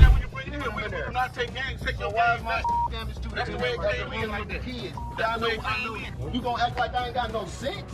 He's accusing us of taking games out of his unit. Look at the ticket. It never said with game. The atmosphere gets even more intense as the guy accuses the pawn shop of messing with his games. Les, the cool guy at the pawn shop, stands his ground. The customer's getting more agitated, making accusations and even talking about blowing up the place, which is just adding to the chaos. At that point, man, you can get your arms up off belly and none of your body parts on me, bro. After all the stress I have, the last thing I need is a customer causing a scene. Despite the escalating situation, Les stays calm. He tries to talk sense into the upset customer, especially with a big event coming up the next day. I know how to walk. I ain't illiterate because I ain't part of the week. And y'all motherfuckers in my middle only put them games in there. And you wasn't even standing there when I paused it. Somebody need to blow this place up. It's time to go, sir. You ain't gonna get my window off. I'm not. Let go. Can I get my weed? He'll get it for you, don't worry. You're making a threat like that? The situation becomes alarming when the upset customer makes a threat to blow up the place. Les, rightfully concerned about the safety of everybody, asks the guy to leave. Security becomes a priority, and the customer's demand for his belongings takes a backseat to the potential danger that he's creating. It's a challenging moment for Les, who's just trying to manage the chaos caused by an irate customer. How's it going, man? What's going on, man? Everything Good. How about you? I'm doing good. Good. What can I do for you? Let me get at least like 400 for this watch right here. What can I do for you today? Can I get like 400 for this watch right here? It's worth $20. Les, chilling at the pawn shop, notices a guy walking in, watch in hand. Les, being friendly, asks how things are going. The guy, hopeful, wants $400 for his watch. Les, the cool pawn detective, calmly discusses the watch's worth, revealing it's valued at about $82. Yeah, man, tell me the truth. What'd you really pay? Telling you the truth, man. Come on, give me four for this watch, man. Come on, man. We deal in high-end watches. This was worthless. Nothing for us to deal with. Come on, give me like $450 for this watch, yo. I got a baby on the way, dog. Congratulations. I'm sick of living at the crib, man. My girl on my head.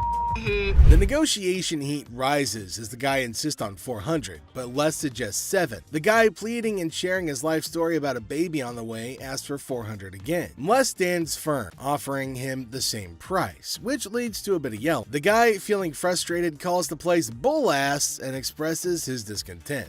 You want $10? I want to so do with $10. I have no idea. Go to Coney Island. Give me Coney Island is good. Coney Island on $10. Got a baby on the way. They gonna do this to me, dog. What you looking like a crazy fool? The tension escalates and the guy feels disrespected, using strong words and even threatening Les. Les, staying cool, suggests maybe he should have been given $400, hinting at a broken lamp that needs payment. The situation gets intense, with the guy considering if he should have taken the deal. Some cash for this watch, man. 400? Oh, I'm sorry. This is a bullshit ass place, man. This whole ass place, dog. Excuse me. You call it what? You call him a bitch? You? I'll knock you the out. You don't know who you talking to. Tell me. Dog, don't touch me, homie, dog. Touch me, dog. Then maybe he would have been able to pay me for the lamp that he broke. Yo, I'm off you, dog. The guy, still upset, leaves the shop, but not without some fiery words. Les reflects on the encounter, realizing maybe he should have given $400 to avoid the chaos. The drama ends, leaving behind a mix of emotions and a used watch. Life at the pawn shop remains unpredictable and full of surprises. How you doing today? Hey, pretty good. How are you? Real good, thanks. I'm Les. That's Randall. How are you? Randall, how you got a hell of a grip. Wow. What the hell is it? Call it a ring. Okay. I didn't think it was a bus. How'd you get it? I just got it. This guy smelled like a brewery. Okay. How much did you want? I'd like $500 for it. Why? Why? Because I need it. Yeah, I got you. 2 DUIs. A person walks into the pawn shop, catching Les's attention. Things start getting interesting right away. The person wants $500 for a ring and shows it to Les. Les, being curious, asks where the ring came from and why they want to sell it. The person gets really mad when Les asks questions. The intensity in the air rises as the person angrily explains why they're selling the ring.